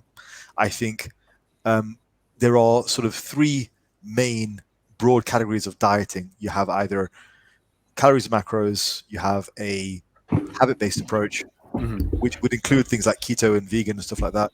And then you also have a meal plan approach. I think any of those can be applicable for any person at any one time, and it flows and it changes. I'm no longer as dogmatic about what is good or flexible is great. No, some people don't respond well to flexibility. Some people need to have restriction. So I'm far more open minded there. I think another thing that I've recently been a lot more open to has been the idea of not even taking deload weeks at all when it Mhm. comes to specifically hypertrophy training. And that's been a mindset shift for me, which has born out of mostly clients who say to me, look, you know what, coach, I feel okay, I can go. Whereas initially, years ago, I would say, well, no, you've got to take a deload. And Yeah. well, naturally speaking, what happens is if you tell somebody, look, week 6, you're going to take a deload, they go into the gym not really with that aggressive mindset of like, I'm going to punish the weights. They go in feeling a bit more relaxed. They don't really push as hard and they feel weaker. And they Mhm. report back, hey, coach, you're a genius. You predicted it. I needed a deload this week. And you think, oh, yeah, of course, look at me. I'm an Mm. absolute genius. But in reality, it's you psychologically tricked them into lower force output, which made everything feel harder. So I'm more and more inclined these days just to, and my clients will tell you, we hardly ever take formalized deloads anymore. It's a case Mhm. of if you need them, go and do them. Otherwise, I do still work in blocks because as a coach, I like to evaluate people's progress. So every Mhm. 6 weeks, we will say, okay, did we improve? But it's less punctuated by a deload. It's more punctuated by just the continuous a block of time that we can evaluate. So part of that comes from the client's feedback, but also part of it comes from messages from the community, which have Mhm. been which I've had to take on board, because if I'm just pig-headed and I'm refusing to believe, then it doesn't serve me and it doesn't serve my clients. And in the end, I play myself. So yeah, I love that about the community. I think if you have the mindset to grow, um, you can only get better, and we have a good. Most of us, I think, are good eggs when it comes to that. Yeah, yeah. And like one thing I'll say, like with my own coaching practice, is like it's drastically different compared to like when I first started. Yeah, And I am really grateful that it is, because like when I think back, I was like, damn, what was I planning to do? Like, so, but now it's just like, very similarly, I in use what blocks as respect? well. So I was gonna come at things with a very like, almost conjugate-esque approach, where it's just Ah, like I see. like it's like where the general reaction is just like, well, you're either not working hard enough or you're working too hard and we should deload. Like training either exists on those three things. That's a huge caricature and oversimplification. But when it comes to the faults of the way I was coaching at that time, that's where they would either come down to. I would look at their training and whatnot. It's just like, well, you're actually not pushing as hard as you think you are, or something of that. Or it would be, you're not working hard enough, or you're working too hard. And those are real things. But the Yeah, criteria that I was using and the method I was using was essentially limited to that. And because I had very little else to look at, compare to, and whatnot, I think like not only would their training have suffered, but also my coaching as well. So now like I do blocks as well. A lot of my training has been modified from my experiences with not only you, but with I worked with Sam Sheether for some time, and that really like changed my approach to things as well. So I kind of take upon that like American block periodization style type of training, and with some modifications, adjustments, and whatnot. But I, that I has like given I me. like Sam. He has good ideas. Oh yeah, he's great. Like Yeah. he's one of the best, honestly, and I am really grateful to like grow in that way, because when it comes to how most people program and whatnot, like if you do get too stuck in something and then you try to pass that on to other people and you meet the limitations of its effectiveness for that person, you just want to hammer them into like conformity rather than Yeah. Yeah. actually what is much better for them and you, which is expanding your base of knowledge. Well, I think what ends up happening, I'm thinking of one guy in particular, in that what ends up happening is you end up bending your own message so much to do these mental gymnastics to make it sound like you were always correct, that the audience can see your contradictions. So you'll say, "Oh well, I always believed in X, Y, and Z because of this caveat. That's what I meant." And people can see through that. I think your audience, which is again going back to what we were saying, this people who are looking for you as this authority figure, they will buy in. They'll buy it up. They'll lap it up because they're like, "Yeah, great. You're the guy. You were always right, and this is just a take on your philosophy." But in actuality, anybody who's halfway certain or uncertain about what your message is will be like, no, this guy's just full of crap. He's just making stuff up as he goes along. So yeah, I think there's I was rewatching the interview with Paris and Alex recently on Alex's channel, and Paris mentioned this about some things he's taken on board from the community into his own training, things like evolving rep ranges. I know he's taken that from natural hypertrophy. He's also discussed full body training with me. I'm not saying I was the only influence there, but I was a bit of an influence on him, and he's embraced that, and he's very vocal about that too. And it's those kinds of people like Paris who are always going to grow. And you see now, I mean, the interview was like a year ago, and he's just catapulted. But Yeah. that's a result of him having an open heart and an open mind to say, I'm willing to learn, I'm willing to try new things, and I'm going to carry on getting better. I mean, he's a fantastic example of somebody who does that in the community. And you can't look at his work and say, well, there's a contradiction here, there's a contradiction there, because if he has changed his mind on something, he's openly admitted it and flag posted it. Whereas in stark contrast, I can think of people whose opinions seemingly flip-flop every month, and it is a train wreck to see. And it doesn't serve anyone really. It's all just to kind of protect the ego, which I think is the big enemy there of and like I was saying right at the beginning, your business and what you put out there really is a reflection of what's going on internally. And if your house isn't in the right order, then it's going to show. People will see. Yeah, definitely. And one thing I will say to like appreciate like Paris is, one thing I really like about his Berserk method is that the yearly iterations and releases, there is new stuff in there, and they're like you said, he owns up to any time that like his views on something has changed, and it's very refreshing because sometimes these changes in people's like mindset are very subtle. They don't want to kind of like own up to it, and as a result, when you dig through their content, there's a contradiction that the viewer has to either reconcile these two conflicting things because it comes from the person that they respect, or they can like kind of view it as like two separate stages of thinking. And I think it's important to recognize that that's why I like to think of myself as not necessarily a master or instructor or something. It's just like that. It's just like sharing my experiences, and then the experiences has to always come first. I have to always be in the gym and trying things out and whatnot, and getting away from that is like a detriment to myself. Well, this is the thing. This is what it boils down to. Did it actually work in practice? Okay, that's what it boils down to. Now, there are two things which can pervert that. One is age and forgetfulness. Two is drugs. Those are the things. So people can, if you're being honest and say, look, this is what worked for me, odds are it's going to be helpful to someone, even if you haven't got all the details ironed out. It's going to be something you've done to get very strong, and people can learn from that. Maybe you're doing a few things which are superfluous, but in general, the approach works. So people can learn from that. If you are, and I've been, I have to be very wary of this in myself because I've had such a long training history. I have to try and make sure I remember correctly. Like I'm not senile or anything, but obviously the mind, struggles to remember the exact details. Mm-hmm. Like, for example, the very first time I wrote The Wizard, I wrote it very honestly and it was very successful. I did an adjustment to that, which actually wasn't true to the original edit, which wasn't true to the original thing of what happened. And so I had to re-edit that. We think we're on like version 3 now, and take that bit out. So even I'm not immune from remembering things incorrectly. So age is the first one. I think, you can just remember things like, I thought this was the key to my success, or it was just hard work.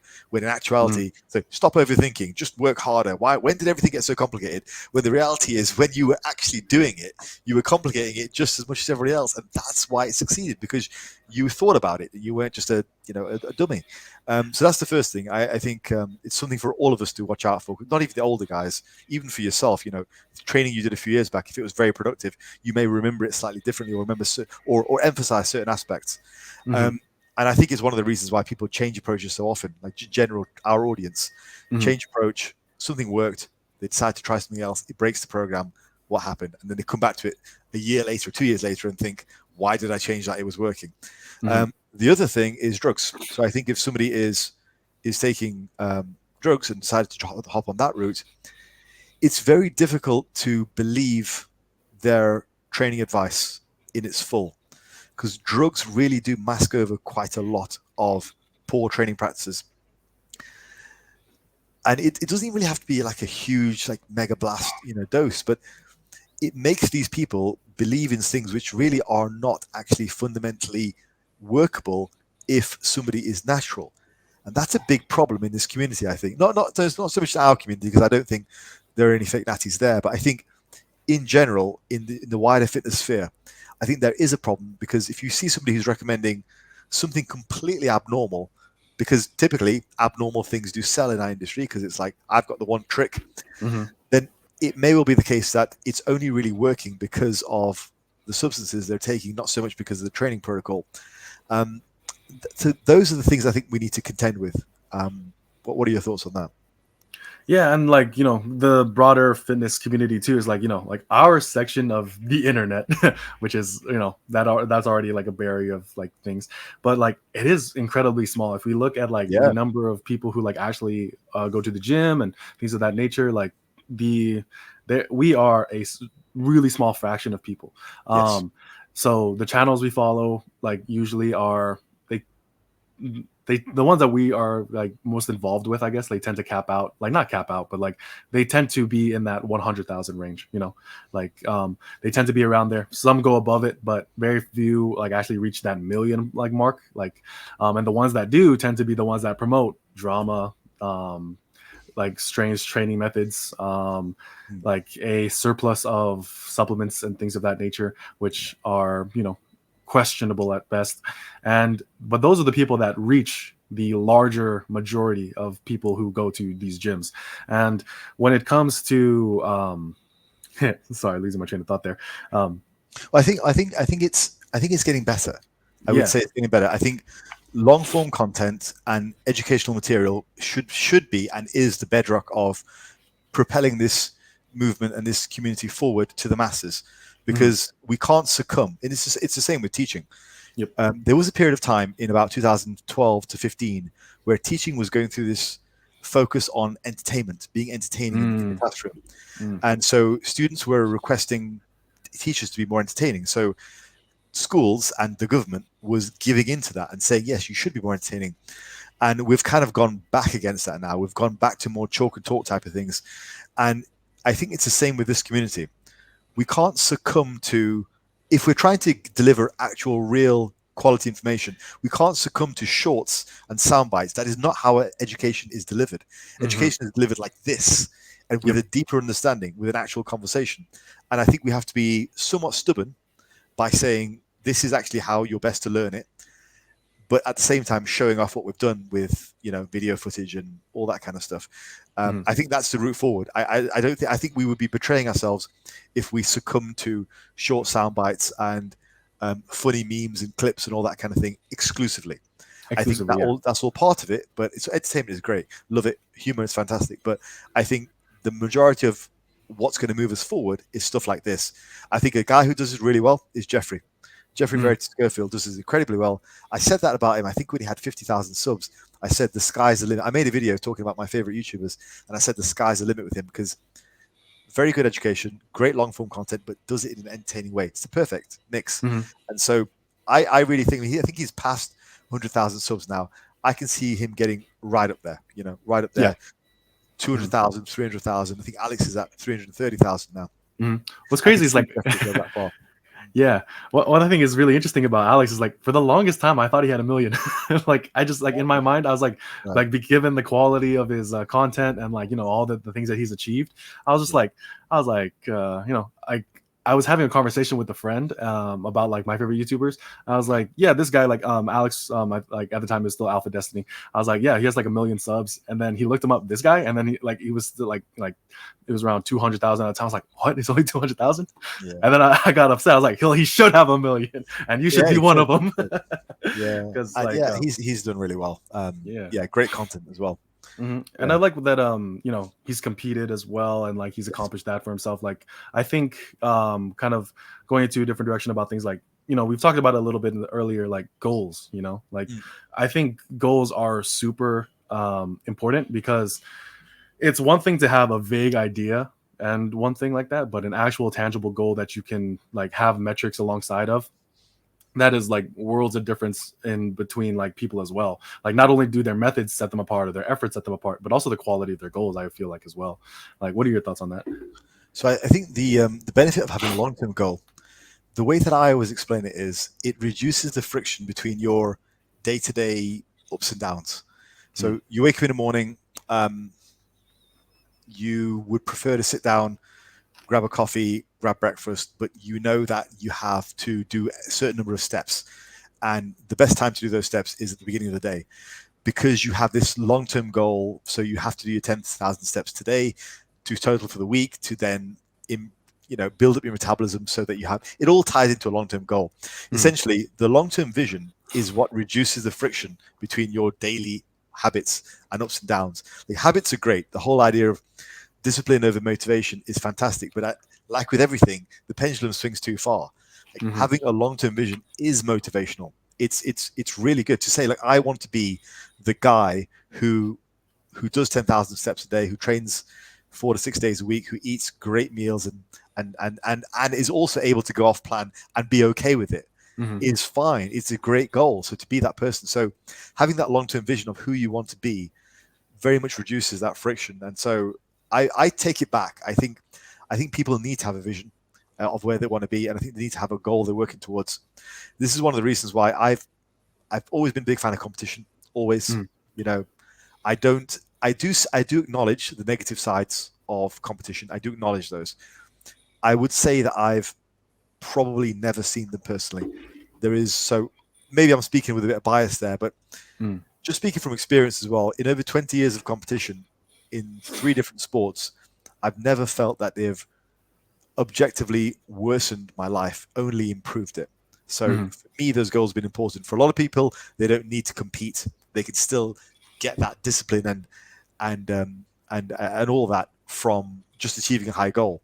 Like, for example, if Alex hadn't actually competed, I'm sure he would have still been happy with his condition. So, but the point is, just long-term goals, I think, are crucial. They're very important. I think they're the other side of the coin, and it's not just daily habits and discipline.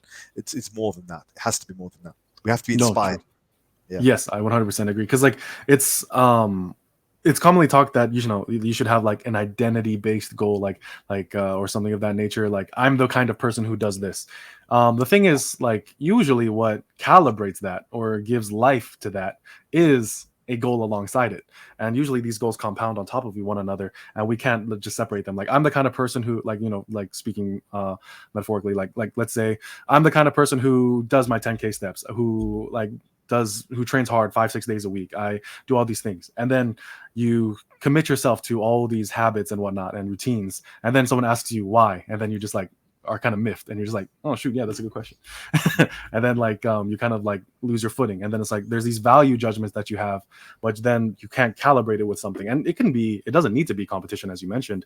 It could be like a high goal, like, getting like shredded for some purpose, like whether that's like a photo shoot or just for your own personal things like that. Like I think the common example people use, like, oh, my friend is having a wedding or something like that. Yeah. But then like, what happens after that? What are you gonna do then? And then that sort of goes back to what you were saying before, in that when you get to that point, you set a new goal. And I was the same when I was younger too. I would set high goals, and as I came close to achieving them, I would shift the goalposts. It was a strange psychological thing. I would constantly shift, so you're always moving forward to new goals. So it's a great thing about goals. You can always set new ones. Yeah, and one thing I'll say too is like with I like using the American football analogy, like moving the chains, right? So like if you watch American football, like, you get a couple downs, couple attempts to like travel forward 10 yards, right? And then after that, you move the chains, keep moving the chains. And then when you finally hit a touchdown, the game don't end. Like you gotta do that again. And you gotta like, and that's one thing I like about that sport a lot too. Like, and then when it comes to goals and whatnot, I think some people, as I mentioned earlier, they just set them a bit too low. And one thing that was kind of asked to me by a friend when I kind of like discussed that with them is, well, what decides a low goal? And for me, it will always be like, well, did you actually grow from it? Like, because like I think sometimes people will set a goal but not actually grow at all. Yeah. Well, does this somewhat relate to the fear of failure? I would say so. Yeah, we talked earlier. So, I mean, one thing I like about another member of the community, Freaky D, Uncle Freak, he's always very much been very vocal whenever I've talked about setting high goals. He's right into the comments, go, yes, high goals. As he's, again, like me, he's always had the idea that he had big powerlifting goals to achieve and stuff, and he's done tremendously well, of course. So yeah, I think the goals have to be big, and ultimately, sometimes you reach them, sometimes you do really well, and other times you don't. But either way, they should inspire you. Like when I first started training, for me, 300-pound bench, 400-pound squat, 500-pound deadlift were lifetime goals. I can specifically recall sitting in my best friend's car with his parents, and them talking about how I will be deadlifting 600 pounds one day, and I was like, no chance. 500 is my goal. If I get that, I'll be happy. At the time, I was doing like 450. And they're like, no, sure you will. And like, it was nice to hear it, but I didn't believe him at all. I was like, no, like, clearly not going to happen. But I was still on the path to 500. Then once I reached 500, I did set the goal to 600 as well. But there was always quite lofty goals, and what my personal value judgment of those goals were they were high. Like somebody else might think a 500-pound deadlift for a lifetime goal is actually quite low. But my own personal value was that it was high. I think that's the most important thing. Yeah. And then one thing I wanted to kind of like go back and like kind of go and touch on is like the belief in yourself. So I think the belief in yourself is something that it's not that you believe, like you didn't believe you could hit 600 lifetime. It's just that it wasn't on your radar at the time. So like sometimes I think people think that when it comes to believing in yourself, you have to believe that you can hit the absolute highest thing possible. It's like, I think that's a mischaracterization of goal setting and self-belief also. It's like, well, you're struggling to hit this right here. Do you believe in yourself to even hit that? Like, don't worry about hitting that. Like, worry about that later. That's the reason that I said to my friend's parents, like, there's no chance, because it was the first time I'd even considered it. So it was just a shock. I was like, 600? Whoa, I've not even done 500 yet. So it was like, no chance. But yeah, there was nothing. If I had sat down and really thought about it, I guess once I'd hit 500, it would have been the next logical step up. But you're right. But yeah, no, I like the idea of having long-term visions for sure. Yeah. What are some of your lifting goals now? Yeah, so right now I'm trying to get down to that 220, 242 weight range, right? So, and then kind of see like how I feel, what I can maintain, depending on like how I feel when I get there. So from there, I'll kind of decide like, do I compete at 220 or do I compete at 242? Because I do want to do a powerlifting meet. Okay. Yeah. So I do want to do a powerlifting meet. Right. Long-term goal, I want to like hit close to a 700-pound deadlift. Like I Nice. truly think that most of the reasons why I haven't hit the strength that I want is not because I can't, but just because I haven't been treating enough things with respect. So I haven't been treating my sleep with enough respect. I haven't been treating my activity with enough respect. Like I haven't been doing all the things that my goal requires of me. So I can't even complain that I'm not hitting it. Yeah, I want to hit like close to that 700 mark. I don't know if I can hit 700 like on the dot, but I want to like at least get above 600 because I think I can. Like, Yeah. as I know, I truly don't think that I'm the most gifted when it comes to strength, but I also know that given that fact, I've still been able to accomplish a good amount. So then it's just like, why would the limit be somewhere low? I don't think it is.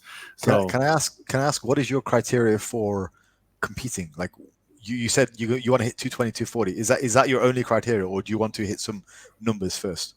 No, the main criteria is like that 220, 240. Like, so, we might have a longer discussion about this, but I still have some power building like Yeah. influences with that decision, right? I And mean, that's fine, of course. yeah, But why 220, 240 before you compete? What's the logic behind that?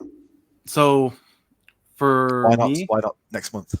yeah, why not next one? So for me, it's because um I am first and foremost a power builder, right? So like I fully own up to that. Like I have considered like dropping it or and whatnot. I'm pretty loose on it as well, but I do consider myself a power builder. And for me, if you are going to be a mix of size and strength, right? I know that one characterization of power building, and it's well deserved. We have done so poorly with our own method that this is something that is like kind of true in some extent, is that people say like, oh, I wanted to be a bodybuilder, but then I found out powerlifting you don't need to be like super shredded. So then there's that, right? Or people who do power building, they just get fat. The thing is, if you look at the best or the better examples of either discipline, neither of them think of diet in such a way. Like bodybuilders, obviously, but then if you look at guys like Dan Green, Sam Sheether, and other guys, like they're not putting on absurd amounts of fat for no reason. And even if you look at the absolute extremes like Julius Maddox and whatnot, sure, they're bigger guys, but their fat still serves a purpose. But that's the extreme of maximizing purely performance. But even then, it's not like they're like completely not following some type of diet plan or some type of nutrition plan. Nutrition is of the highest importance for powerlifting or bodybuilding. So if someone were to be both, why would they throw that out the window?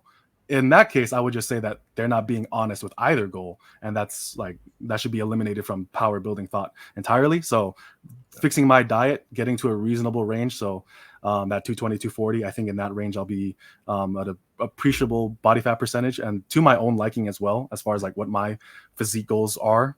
That's where I want my physique to be, and then I can kind of take it from there.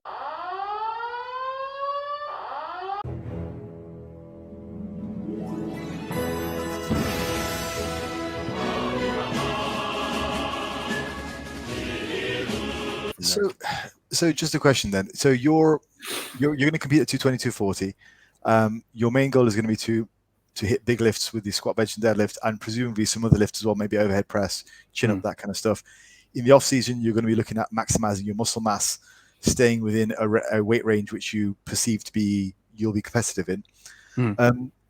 So why is that power building, and why is that? Because that to me sounds like powerlifting.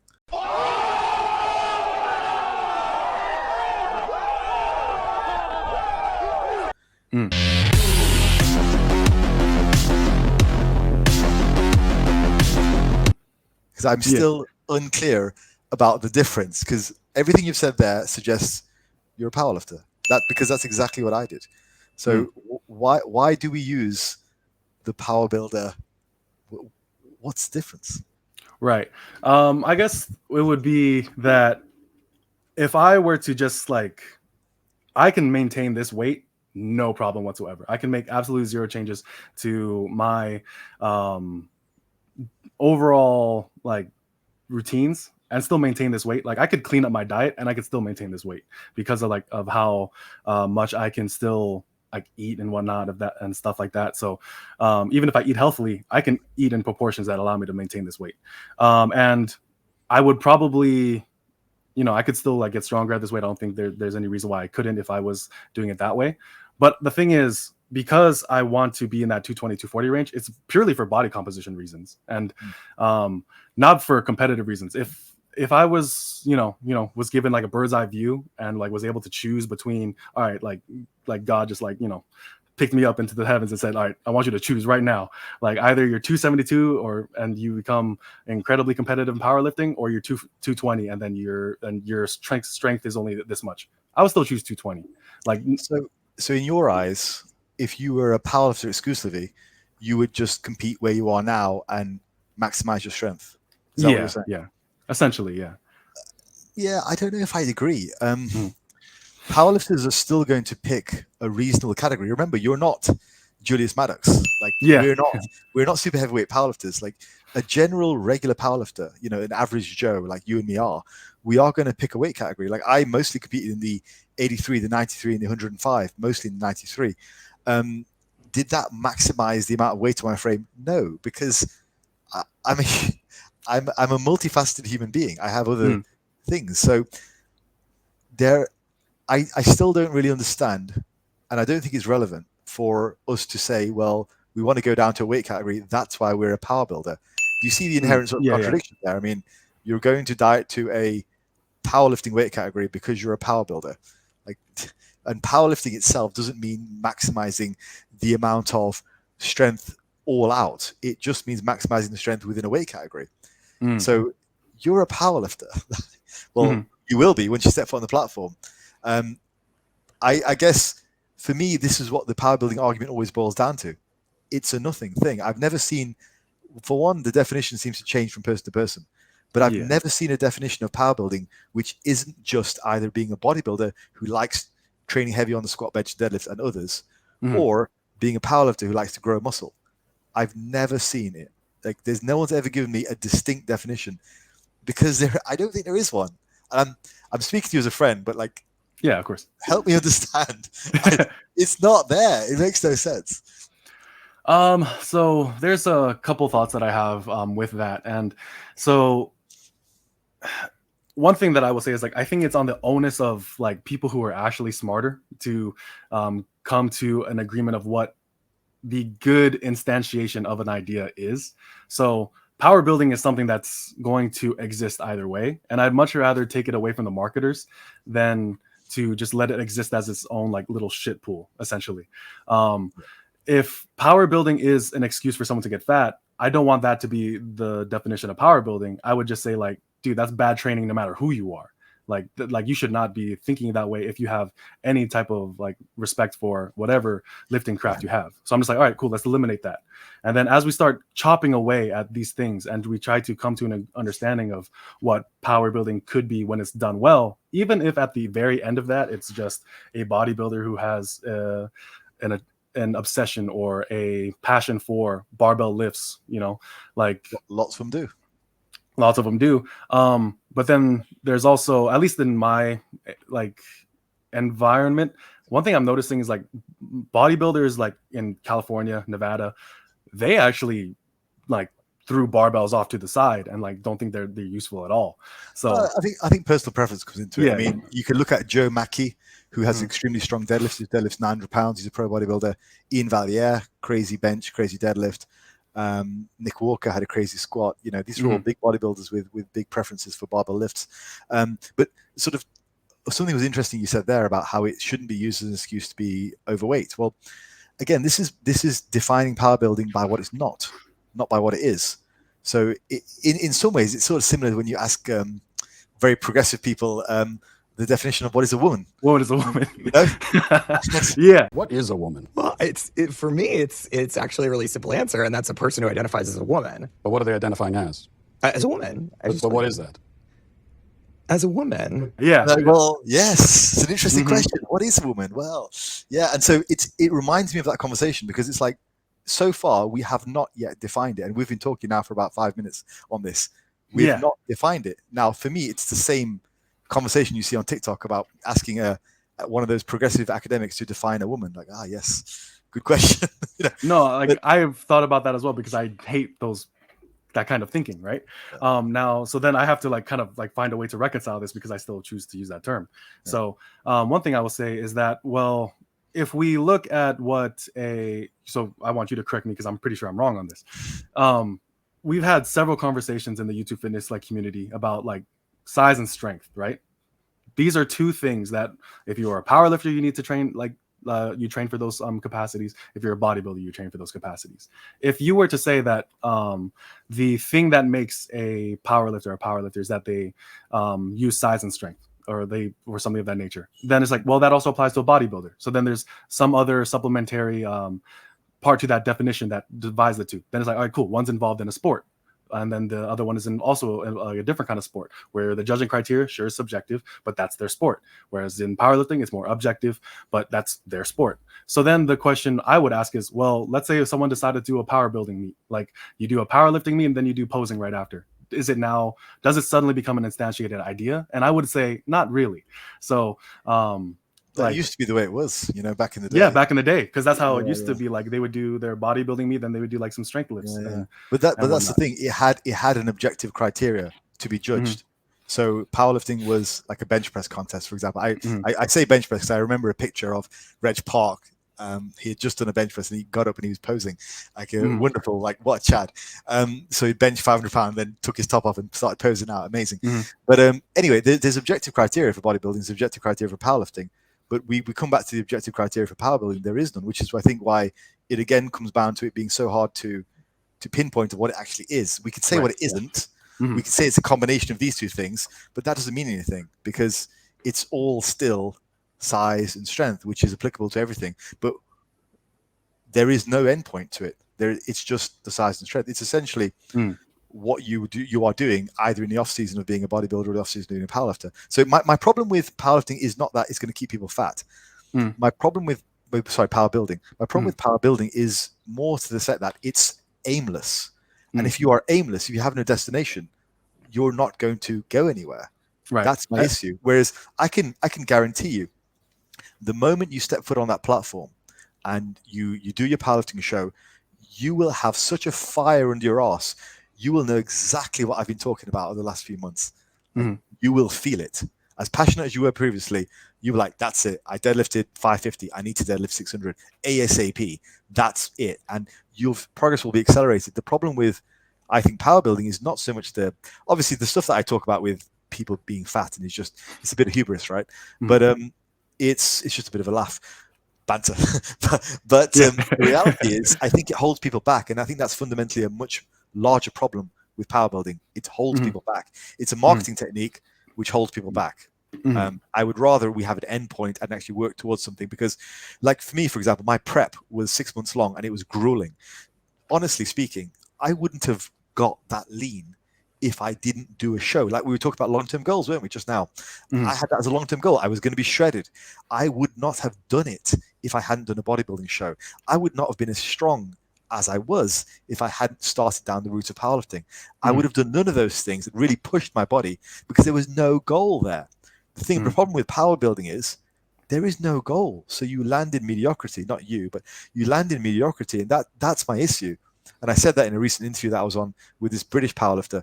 But my big issue with power building is not that it's going to keep people fat or whatever. That's just a bit of a laugh. But the biggest issue is it will hold people back in terms of their ultimate potential. I would not have got that shredded if I did not commit myself to a bodybuilding show. I would not have. Never, because it was bloody hard. But I had that goal in mind because I wanted to be a bodybuilder. I would never have put myself through those grueling training sessions of squatting, deadlifting, benching 4, 5, 6 days a week if I didn't want to be the absolute strongest powerlifter I could have done.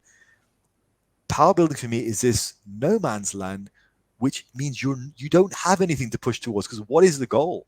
Your goal for powerbuilding is to compete in a powerlifting competition and to be at a reasonable body weight. That's powerlifting. Those are powerlifting goals. They're not powerbuilding goals. They're not even powerbuilding goals. They're powerlifting goals. So that's my big thing. And I am passionate about it because obviously you and I are both coaches and we want people to succeed. So I'm passionate because I don't want people to fall behind and waste their lives with this unicorn. No, yeah. Well, like like that's going to give me a lot to think about, and I don't want to dispute so much of that, because I think that there's extreme I have amounts to of say value in that. I have to say to everyone watching, this was not scripted. I've landed this all on Corral, so, Yeah, I'm like sorry. no, it's okay. I like it was gonna come up eventually. But like like the way and no, like the thing is, like I think there's extreme amounts of value in what you're saying. Like I don't want to diminish that by any means. Like I think that when it comes to the disagreement, I would put disagreement on like a bit of a statement that you mentioned earlier, which is that there is no endpoint, which I think that, you know, like you saying that we can define something, we're defining it by what it's not rather than what it is. So then we kind of come to the conclusion that therefore it is nothing, but it's definitely not these things.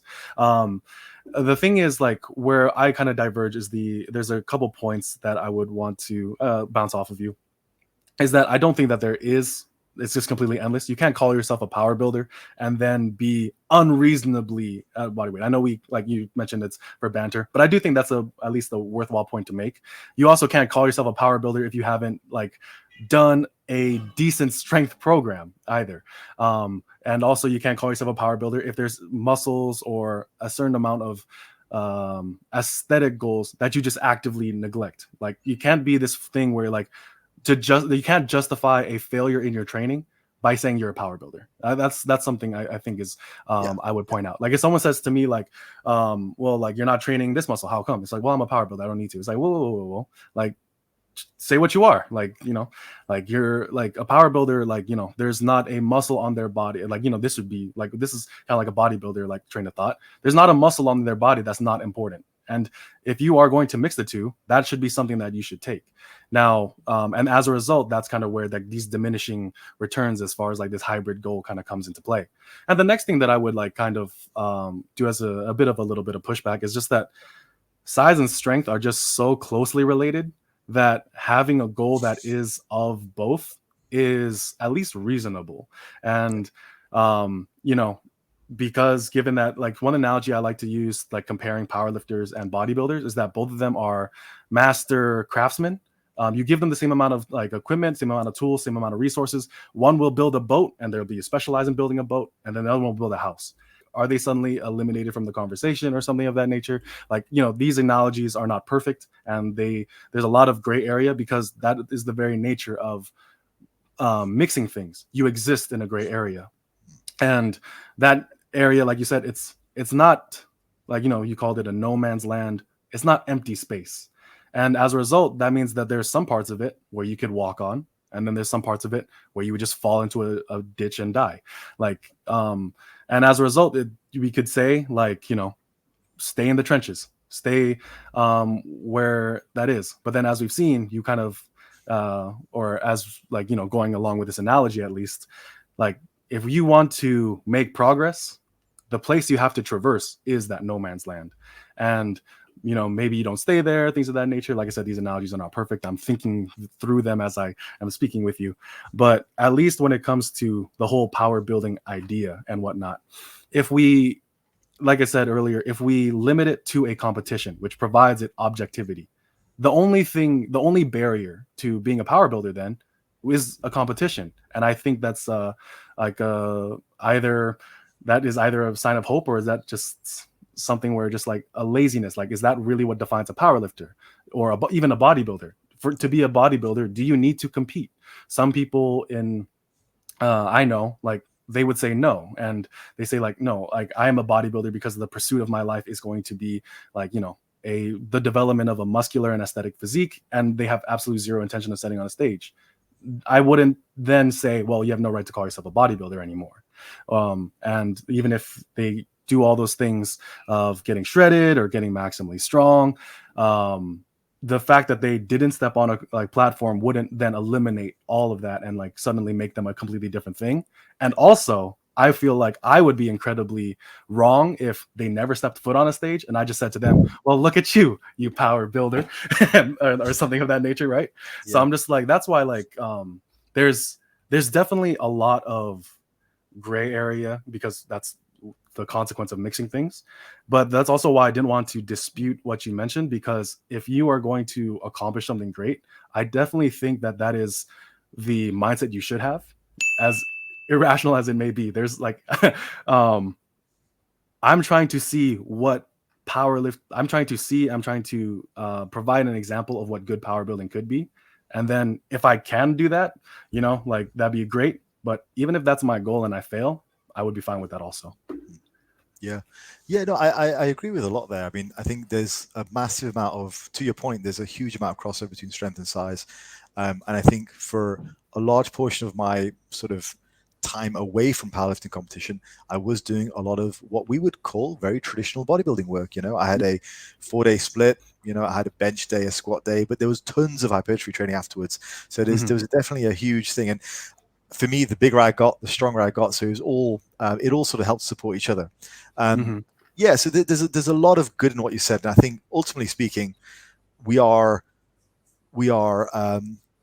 holistic human beings. We don't just need to have one goal. We can move between the goals. We can be more physique focused. I mean, if you look at the bodybuilding world, there are some bodybuilders who are a lot more on the physique end of things. Like you think of guys like Bob Paris, for example, very, very aesthetic, and their exercise selection really reflected that or I would say probably more so Francis Benfato, because he did a lot of like very, very isolated bodybuilding exercise, like sissy squats all the time. And he stayed away from the heavier stuff for fear of building the waist. So it was a really, really extreme version of bodybuilding and aesthetics rather than strength stuff.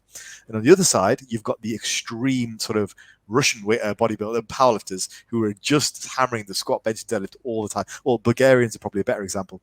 And everyone else exists within a sort of a spectrum, this gray area that you're talking about. So there's definitely a lot of validity to what you're saying. I guess my just one last point on that is, I don't know if we need to name the gray area something completely else. That's the only thing I'll add to it. No, yeah, I like that point. Yeah, yeah, because it is all within us. Maybe if I'm doing a powerlifting show, I'm on this end. If I'm doing a bodybuilding show, I'm on this end. But I'm still keeping an eye on those two ends. Right.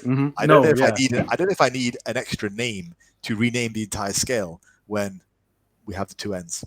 So that's what I would say. I really do like that point, because that is a point that like I went through like a year essentially where I was like essentially just like, all right, power building, it's gone, it's dead.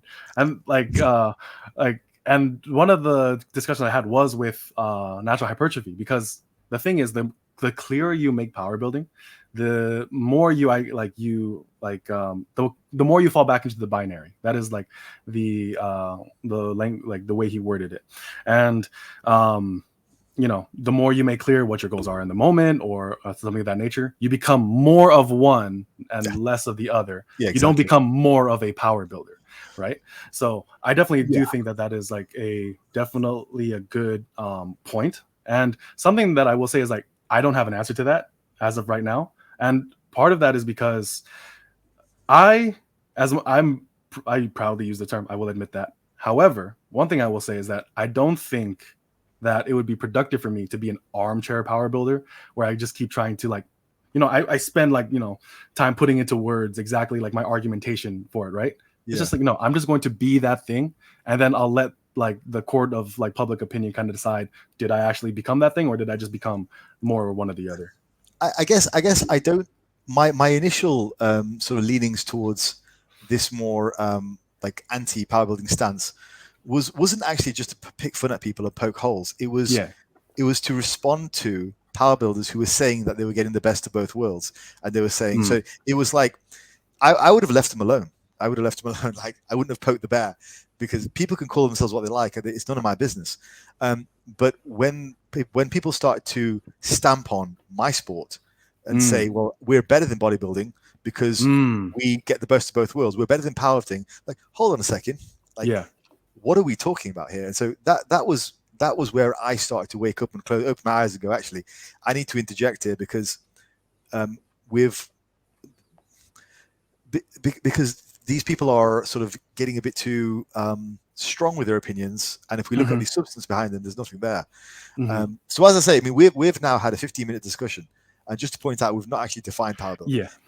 So this is very much like the whole, what is a woman kind of discussion, and that I think is. But I'll say, look, if people want to call themselves power builders, it's fine. That's fine, and it's okay. I have no problem with that.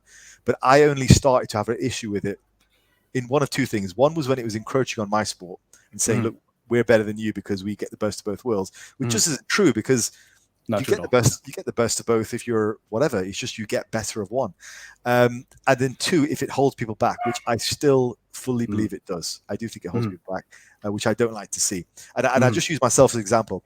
I would never have gotten that lean. I would never have gotten that strong if I hadn't done both. Never would have. And it doesn't even have to be a competition. It can just be an idea for getting as strong as you can in the squat, bench, and deadlift, or as strong as you, or as lean as you can. It should, like Jeffrey's just done. Yeah. So that's all. Is I just think I don't, and with yourself, I'm comfortable in discussing with you, even though, again, apologies for putting you on the spot. No, it's okay. I'm comfortable discussing with you because you are so young, and you have the rest of your life. You're not coping. You have your life to make changes. You can go and enter a powerlifting meet next month. You can enter a bodybuilding show next year. You can do it. You have all the facility to do it. You have all the capability to do it. I fully believe that you can. I fully believe you were to put your mind to it, you could do a bodybuilding show next year. Fully believe you can. So you're not coping. Like, you're not at the tail end of your career telling everyone, power building, when you have the chance to accomplish stuff. And it was, and so, like, that's it. Because then we could say, well, could I call myself a power builder? Like right now, I'm lifting like reasonably heavy in the squat, bench, and deadlift, but and I'm not sure I'd want to, because for me that would tarnish a 20-year career in sports which actually exist. Like I wouldn't call it. Like, I had a message from this guy Adam. He's a Highland Games athlete, and he was talking about power building, and he was like, he wasn't really offended, but we were having a bit of banter about it. Yeah. And I said to him, look, I'm surprised that you want to call yourself a power builder, because you're a Highland Games athlete. Like, you're a sportsman in a respected sport. Why would you want to say you're a power builder? It makes no sense. So, and he sort of said he did some bodybuilding back in the day, and I was like, well, there you go. You're a bodybuilder back in the day. Why do we need to invent a term? Yeah. That's it. I'll end it on that part of the discussion.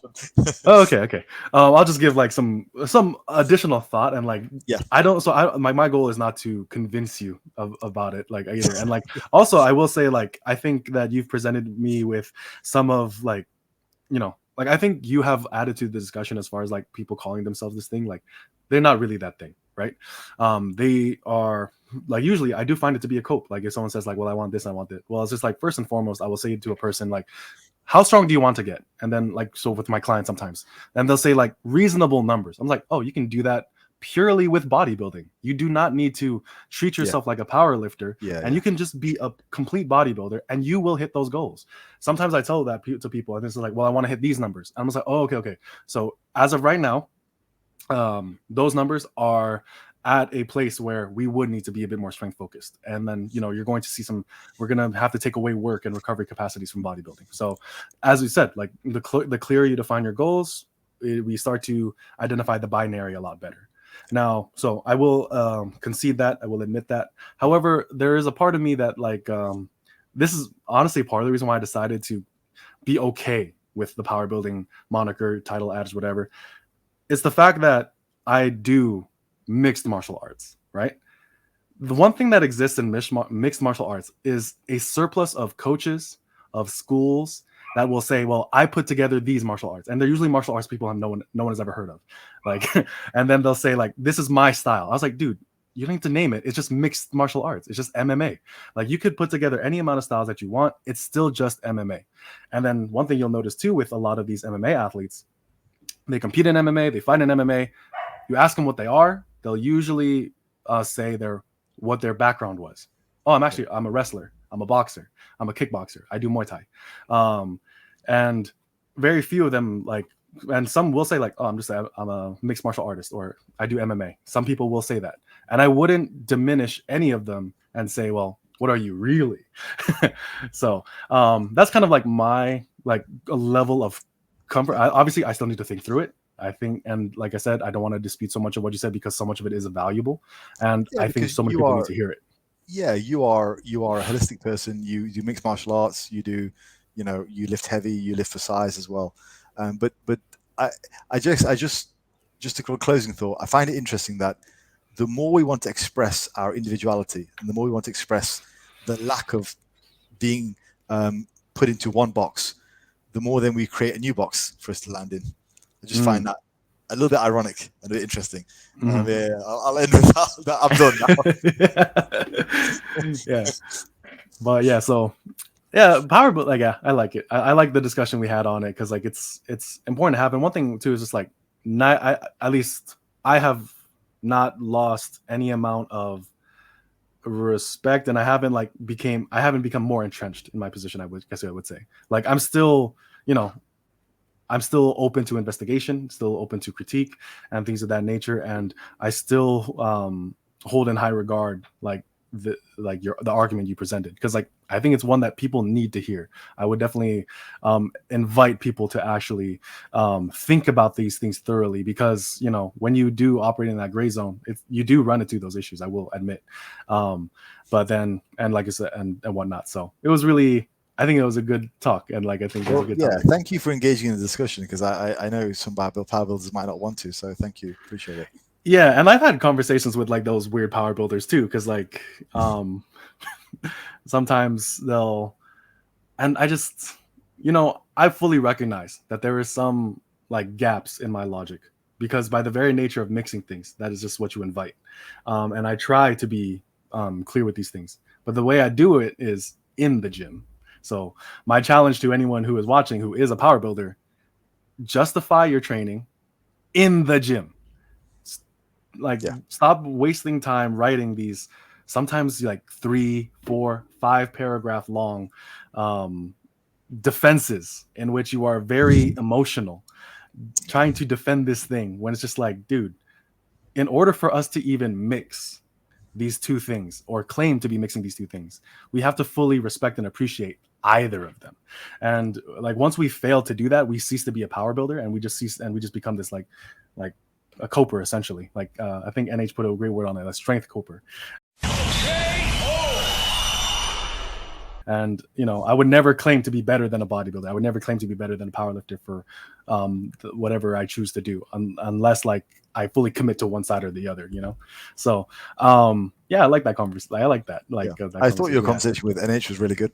I like that interview, the whole thing. Yeah. He was a great talk to have, and like same with you. Like I really do appreciate like your thoughts as well, because like one thing too is like I think one reason why I think you are one of the better sources of information in the YouTube space is actually not only your experience, but also the fact that you have like you mentioned it in your previous video, you're coming at us almost from the future, essentially, because you've been there, you've done that, you've lived much longer, and you've done so much more than most of us, and a lot of our concerns are not necessarily unwarranted, but just like they're limited to the scope of our lives as of right now. And one thing I really appreciated, like I forgot exactly what video this was in, but you discussed the book by David Goggins, and you got to the book, or the end of the book, and felt unfulfilled. Like there was a lack of like personal growth on behalf of David Goggins, who is like honestly typically the person most people want to be like. And I think when you kind of brought up how there was this lack of maybe balance is not the right word, and my dog just opened the door, like he knows how to open doors. What's up, Benny? But this lack of like character progression and whatnot, where he thinks that all his life needs to be is that grind.